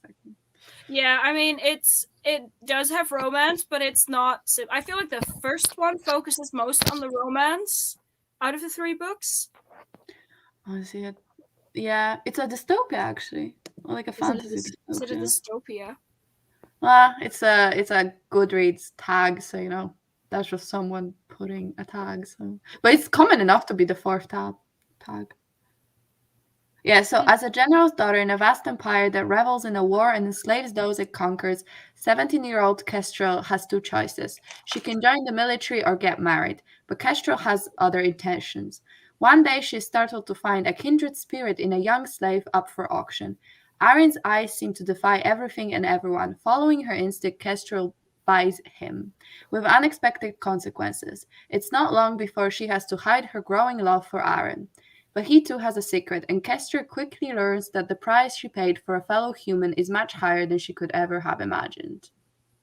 So that's the synopsis. But it was good from whatever. Yeah, and what Hannon says, I get that, but it's really not as simple as that. Yeah. There's much more to it than just this. And I don't want to say anything because obviously that's spoilers, but it's not as simple as this. Yeah, no, I remember being like by the 3rd book, you're like, how the hell did we get here? You know, from like the start to the end, and you're like, but remember being good. But I'm always like, you know, when you read the book when you're young and you're like, I think I liked it. I don't know if I stand by my opinion, so don't judge me too harshly. So that's me right now. Yeah. But the books are beautiful, like the editions. So pretty. Yeah, I mean, I don't even care if I'll still love them or not. I just want them. You know what I'm curious about is like the new subscription that Fairy is gonna have with adult books. Yes. Yeah, also going to get that. I'm curious about that one. Yeah, but I feel like their picks are going to be like the same except adult. So if you don't if you don't like Fairy Loot's young adult picks, I feel like you also won't really like their adult picks. I don't know. I was subscribed to them for like a little over 2 years or whatever, and I feel like at the end it was pretty much always the same. Like and that's kind of still the same. And obviously we don't know which books are going to be their adult picks because they haven't announced anything yet, except for that it will launch like next March. But I have a feeling that these are just going to be, you know, it's going to be Sarah J. Maas, for example, or Holly Black, or... I hope not. Because I don't know. I don't like either. No, I think like the new Holly Black book comes out in March, so there have been strong like hints that that's going to be the first Fairy Loot book. I mean, it makes sense for them financially, right? Oh, for sure. Yeah. People want that kind of stuff. If you put super obscure but good book, there's gonna be less people interested. So it makes sense. Like I understand it, but yeah. Especially as their first pick as well. I'm curious about that book because Cruel Prince, I mean, the first book, I thought it was so badly written, but she did improve in the second one, and I didn't like the third one either. But I'm like, well, I'm curious though. Like, you know, when you're just like intrigued and you're like, I'm gonna read it. For me, the Cruel Prince was like, I didn't like it, but I finished them all so quickly because I was somehow still invested, and I don't know what happened. She has a very, very, very simple writing style that's so easy to read, especially the first book. Like it was like reading a grocery list. It was so flavorless, but it was so easy to read. So you just read it in like one sitting, and you're like, "What the hell? How did I get here?" So it's like, yeah. Ooh. See, I really want to keep the subscription for the YA books, but I'm just done with all the extra stuff that comes with it. So I just Yeah. wanted to do a book only. And they said they're looking into it, but they said that like 4 times before, so I'm not really holding out hope. But at the same time, I also don't really want to cancel, because what if they do an edition I really want to have, but have to pay like an arm and a leg for Yeah. secondhand? So just like, what do I do? Because I don't want the hassle of having so much stuff or having to sell it. But I'm so torn. Yeah, that's also one of the reasons why I stopped all my subscription boxes, whatever. One, I wanted to spend the money to actually buy books that I found myself and then I wanted to read, because I just was interested, and not especially because like everyone was talking about, or because I got it from a bookish box or whatever, but also all the items. They're all beautiful from all the boxes, but at the end, what do you do with all of them? Yeah. And it's just so much, because I mean, you'll get like a bamboo cup in this box, and then you'll get a bamboo cup in that one, and then in the end you'll have 7 bamboo cups, and I'm like, yeah, but I can only use 1 at a time, so what the fuck am I going to do with the other 6? So Yeah, that's my issue. Like I have a dozen tea strainers, and I mean, I use my tea strainers, but I don't need a dozen. yeah. Oh, and the mugs. I The do mugs use as well. The I use them coaster, for like decorative purposes. how do you call them? The coaster? Yeah, coasters. Like I have, I believe, 30 of them, and Yep. you know, Yeah. Yeah. I got all too the much for trolls. the crate. I was like, nah, I don't have space. Like, to be fair, the umbrella I use is a Crescent City umbrella, but that's pretty much the only thing I use. But I feel like umbrellas we got less often, or even socks. Give me socks every single time. I don't mind that, you know? Yeah, you can wear that all the time. Yeah. So there were items that were like useful on long term, but some you just like, I just put them in a box and I forget about them. Like for Fairy Loot, like their collectible item last year was the hidden books, and I feel like, okay, those are kind of useful to have a set of multiple, but then their collectible item now is trinket dishes. And like, Yeah. how many trinket dishes do I need? What am I going to do with it? Like, this is my point. Like, it's just, there's just so much of the same. If you've been, I've been subscribed since March 2017 to Fairy Loot, so there's a lot of stuff. There's a lot of stuff. I mean, I just donated 2 boxes to charity because I did not want to go through the hassle of selling. So I was just like, shoo, like, get out of my room, go away, and whatever. But there's so much of it. And like, what am I going to do with all of it? My favorite thing, I think, like that I get in them is like the cloth items. Like I love the book sleeves, I love the pillowcases, I love that stuff. I actually have like 4 totes, like, and I have everything like organized. Like I have like all my book sleeves together, all my trinket dishes together, my coasters, all that stuff. But then I also have like several boxes of stuff that I don't want. Yeah. Yeah, I think that's the thing, right? Like sometimes you get like something that's super cool, but then you have 5 other things that you're like, it's cool, but I'll never use you. And it's like, I decided it's like too wasteful. And I don't have the space. Like, maybe if I had my own house and it was big and I had space, cool, but I don't. I have an apartment that I only have 1 room to use, you know. Yeah. For me, the tarot cards are something like, I'll definitely be subscribed to the full box until we are done with the tarot cards, because I have all of them and I don't want to risk, not having a complete set. So at this point, I'll just at the very least be subscribed to this until they're done with that, which I think should be February. I think. I feel like at least tarot cards is like pieces of paper. You put it together, it doesn't take up that much space. But trinket dishes are chunky things. Like, where do you put it? Trust me, like after nearly 4 years. Wait, sorry. 4? Nearly 5 years. Sorry, I just had to calculate for a second. Nearly 5 years of being subscribed. I have like 4 full binders of like artwork. Yeah. And I like that's artwork. mostly just from Fairy Loot. Oh yeah, it's called box. So what Hannah's talking, I think it's called Box of Stories. So it's like books that have good ratings, etc., but they're not very popular, and you can subscribe and you can either get like a crime or like a thriller, or like YA fantasy or like something like couple genres. And they just send you like surprise books, but it's not, I don't think it's like super brand new releases that are like hot and popular, and it's not special editions, so it's a bit different, I think. But yeah, I want to try this one once. It sounds fun. Yeah. And I still feel like all my editions like that I get, Illumicrate is my favorite. Like the editions, like in the detail and stuff that they have, like on some of their sprayed edges and like everything is just immaculate. Like I'm never disappointed like when I get an Illumicrate book. I only had 2 from them, and they were like both all right, but they weren't too special. They just had sprayed edges and they were signed. I think that was it. But that was the Unbroken and the like the YA fantasy sets in Toronto. It's like an urban fantasy. Dark. Hollow Star. Yeah. That was actually a very good book, but yeah, it was just purple edges and signed. I think. I want to reread it. I want to reread it. I want to reread. Not reread it. I haven't read it. I don't know. I want to read it. Yeah. Just because it happens in Toronto. What? You lived in Canada, didn't you?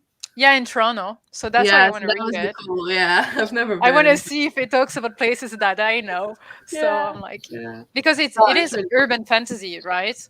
It is like, So it was like a nice trip down memory lane, because I've not been reading urban fantasy much, and then this came out and I got it in the book box, so I was like, oh, I'll read it, and it was so good, and it was just felt very nostalgic, and it has really cool. It has both a lesbian couple and a gay couple, so that was really cool. Yeah. But I'm not gonna buy it because I don't like the second cover. I'm just gonna like. Physically, I'm gonna buy the books or the audiobooks, but not physically. I'm holding out hope Illumicrate might do a special edition for it. Which one? The sequel to A Dark and Hollow Star, because the cover of the sequel to A Dark and Hollow Star is so bad. It was so bland, like so. No. I was like, the first cover was so beautiful, and then the second one happened. I was like, no. I was like, what happened here? What went wrong? Yeah, but they changed it. Like people were hating on that they changed it a little bit. But still, like, I feel like the colors are nice now because they kind of match the first one better. I mean, it's my opinion. I'm not in that publishing industry and I'm not a graphist or whatever. But like, it's still bland. Like the faces of the two guys. It's like a different art style. It's different. This one feels like weirdly realistic, but like ugly realistic, and the other one was like so cool. I don't know, Kira, do you know what we're talking about? The sequel one, Dark and Hollow Star. It reminds me so much of like the original City of Bones covers, like Cassandra Clare, Mortal Instruments. Exactly, like the first one is fantasy with a badass character, and the other one was really screaming urban fantasy from like that series you just mentioned, Femke. So it just reminds me so much of Mortal Instruments, and I'm like, no. Yeah, this one's like the first book, and it's so pretty, like so realistic, but like really dark and cool. And then what was book 2 named? Just that sequel. Yeah. What the hell is this? I'm sorry. And then this happened. Not the same. No, that's awful. This just reminds me so much of Immortal Instruments, and I can't. Oh, yeah, it looks like a mix of Mortal Instrument and Cruel Prince. Yes. Oh my god. What? No. And this one, like, fierce, beautiful, color scheme. I just read it because of the cover, and this one. I feel bad. You see the CN Tower that she got so much backlash for it, but at the same time, wait, so because it had different, it was like brighter and more pink, but people complained so much that they changed it. Like it really hurt my eyes. I remember it being like, oh wow, this is headache inducing. Mm-hmm. No, but imagine that they had to change it because people were hating on them. Yeah. Can you see what happens? When you open the file, it like changes later, but when you see it in the preview, it's super colorful. Yeah.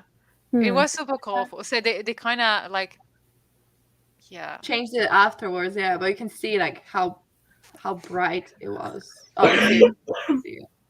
Like it doesn't look anything like the first book. No. Upsetting. Yeah, it was. And when people were like commenting, yeah, I love it, I was like, am I the weird one? And then like they bullied them so much that they changed it. I was like, okay, I'm not the only. I have that so often. I mean, the same with like the Daphne Press thing that Illumicrate's going to do. I'm sorry, but that logo looks like a cheap airline logo. Yeah. what? It's like Daphne Press is like a small press, which means they have full rights to print a series, which means they're allowed to do more to it than Illumicrate will be allowed to do to it.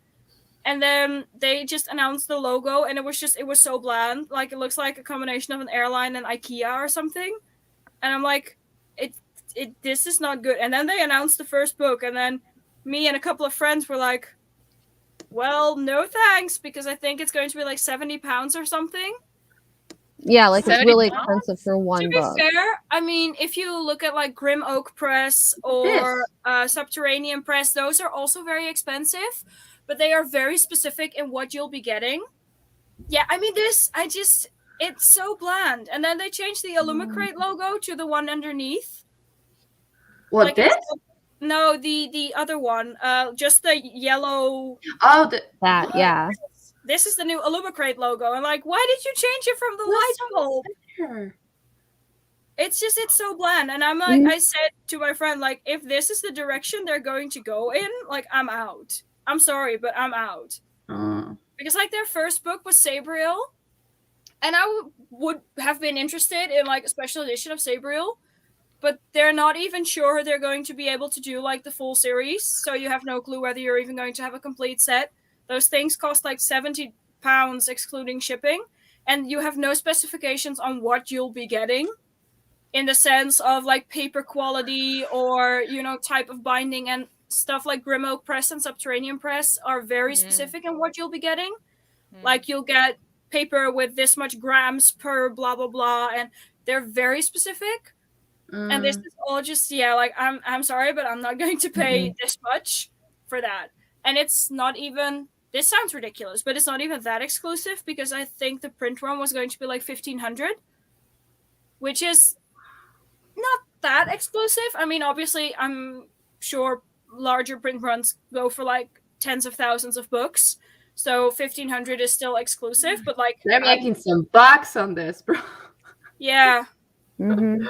Oh my god. But like, see, that was my point. And they changed the Illumicrate logo to this, and then they started doing like the romance box and everything, and I'm like, this is just, personally, this is not for me.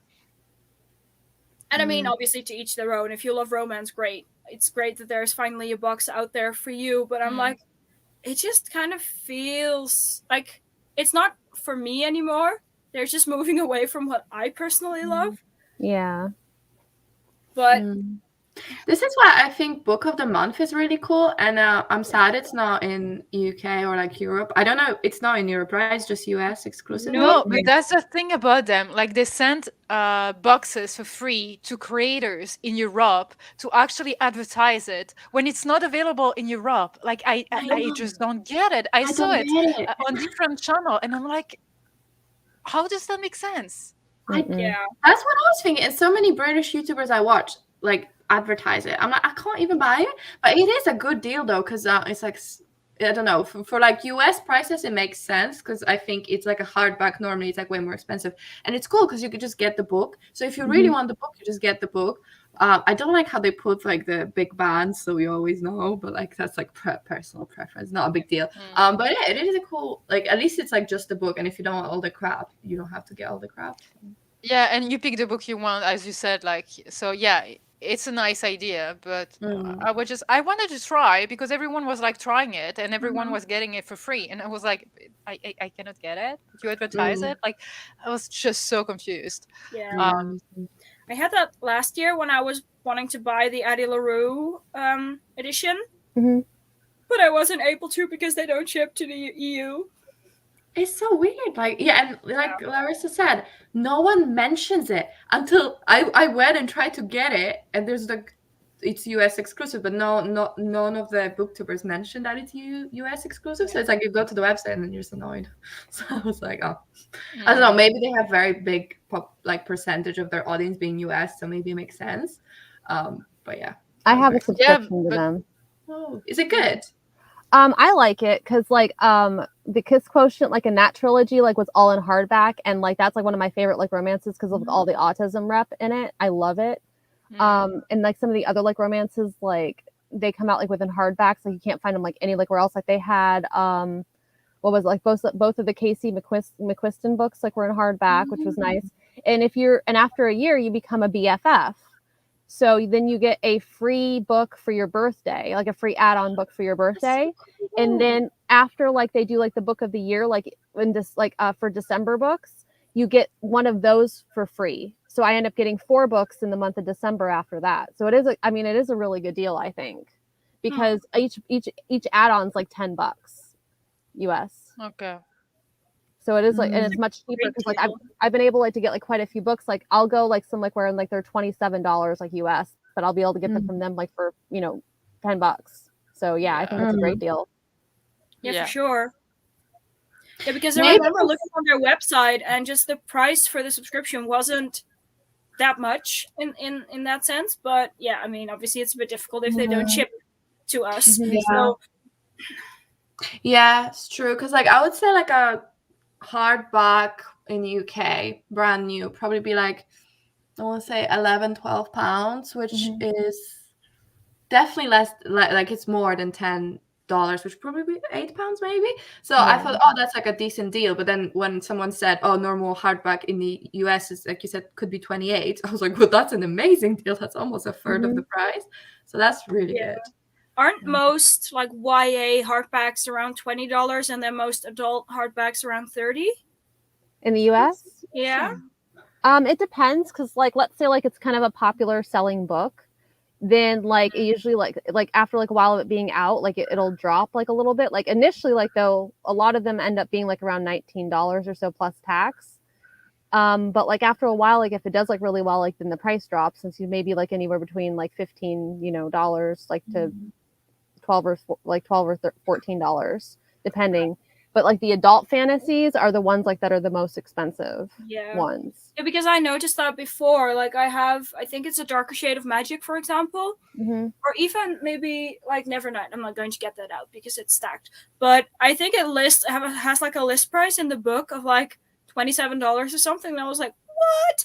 But those are adult books. And then US editions. Like most of my books, I think, are UK editions. But then I noticed that some of the US editions, especially adult ones, are pretty expensive. Yeah. That's like why, as much as I hate Amazon, why I shop them. Because like 9 times out of 10, like there's like a huge price difference. $28 ridiculous. Like, that is so expensive.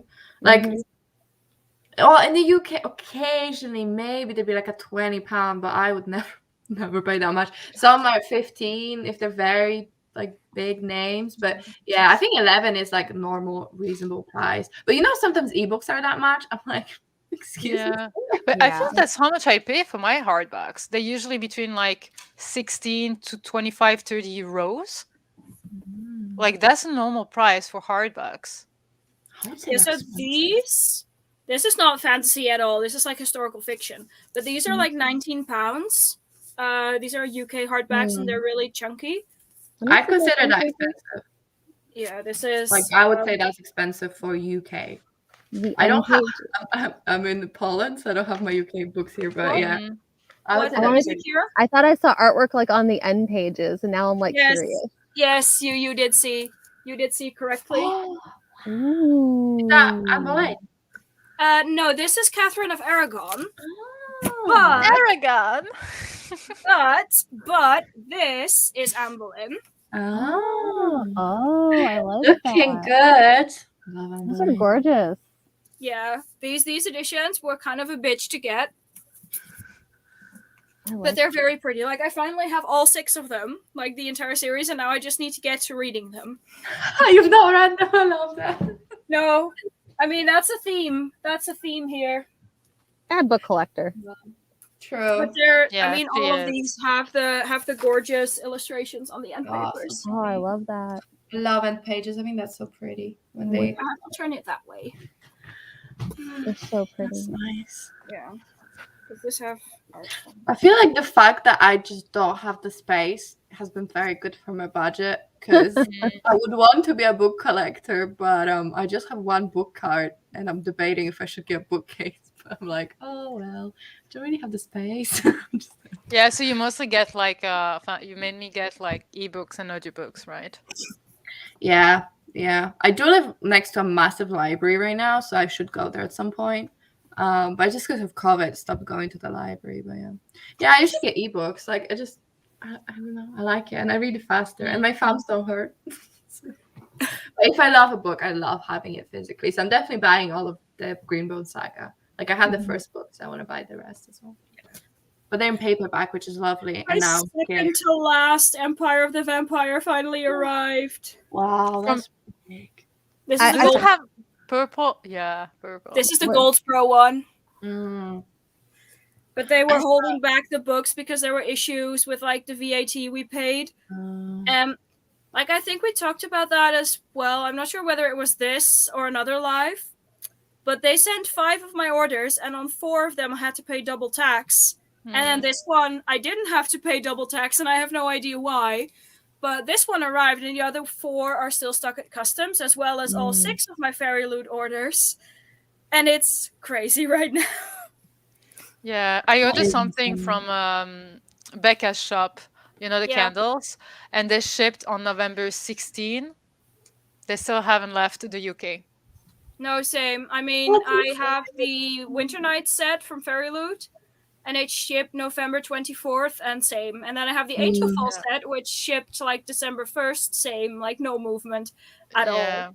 And before Brexit, like whenever Fairy Loot was like sending the boxes or whatever, when I was still subscribed to them, I got the box like 2 days after, pretty much like 1 day after everyone in the UK.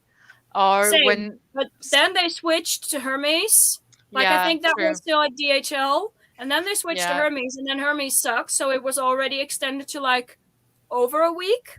yeah, And then add in customs, and it's pretty much usually 2 weeks for me, at least. And then now it's even worse because, you know, just Christmas, peak season, and everything. I mean, which I get. I obviously get it, but it's like you've had my books, you've held them hostage for like. yeah, know, but that's Brexit, because when I ordered from Yeah. Dublin, it's here in less than a week. But Brexit, it takes, I mean, the UK, it's like over a month. I'm just like, Yeah, but it's you're just also there. like I know like my Fairy Loot books are in the Netherlands. I know they are Yeah. because I've had to pay customs for them. So Mm. I know they're here. Well, But they not have here, to but- clear them, right? Yeah, and I mean From I customs. paid for them, some of them like 2 weeks ago, and they're not releasing them because they're That's so just so weird. backlogged with all the busyness, I think. Yeah, I mean, but still. They'll get here at some point, but I'm an impatient person, so I just want my books because Yeah. those Goldsboro books, some of them are pre-orders from August. Yeah. So Fair. I Oh feel my like I've God. been very patient already. Oh, sorry, but Hannah's going. So bye, Hannah. Bye, Hannah. See you Yeah. in February. Yes. February. I'm so excited. I'm just like, Yeah, I'm really excited too. I'm gonna Yeah. vlog the experience. If we're planning on putting Foundry Side like on the roster, I need to finish like reading the trilogy City of Stairs because that was his first trilogy before Foundry Side, and I read the first book for City of Stairs, and I want to finish it because I have 2 more left to go in that trilogy. Do we need to read that trilogy before, or is it just like a personal preference? For you Personal to actually- preference. I like Okay. I like to see like the evolution of an author, so like I like to Mhm. start like with their earliest stuff first, and then go like into their later stuff. Yeah. Yeah, makes sense. Well, so assuming that we actually do a good job of keeping it to a month, we should be done in April. Yeah. Yeah. Well, I guess we would maybe if we were to start Founders, I'd be like June, considering if we took May off. So Yeah. Yeah. half a year. That's pretty good. Mhm.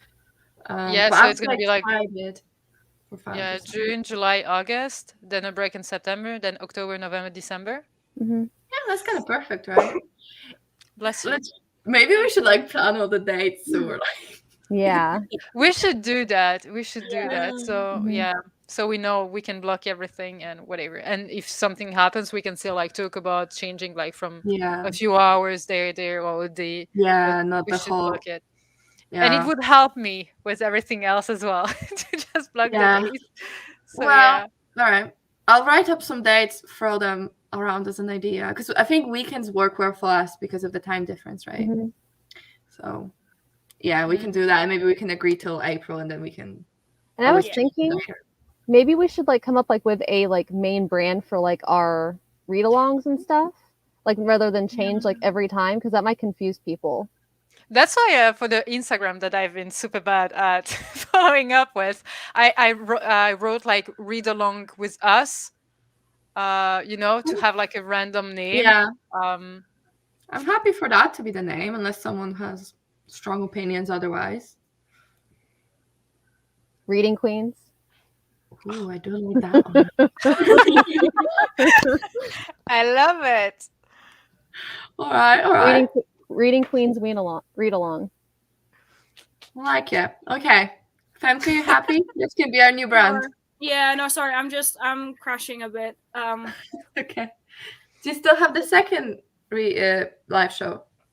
No, that was postponed to next week because I also haven't finished that book because of me working 50 hours the past 2 weeks.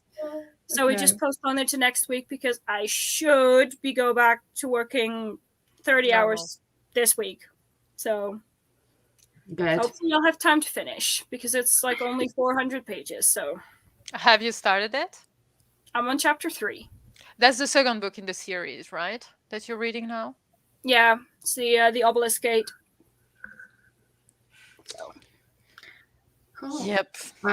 All right, guys. I think my mom will be a bit like, "Why are you not here for dinner?" Yeah. Yeah. I gotta go back as well because it's my mom's birthday. So Oh, we right. Oh, yes. Happy birthday to her. Yes, happy birthday. Yay. You have any plans? I will let her know.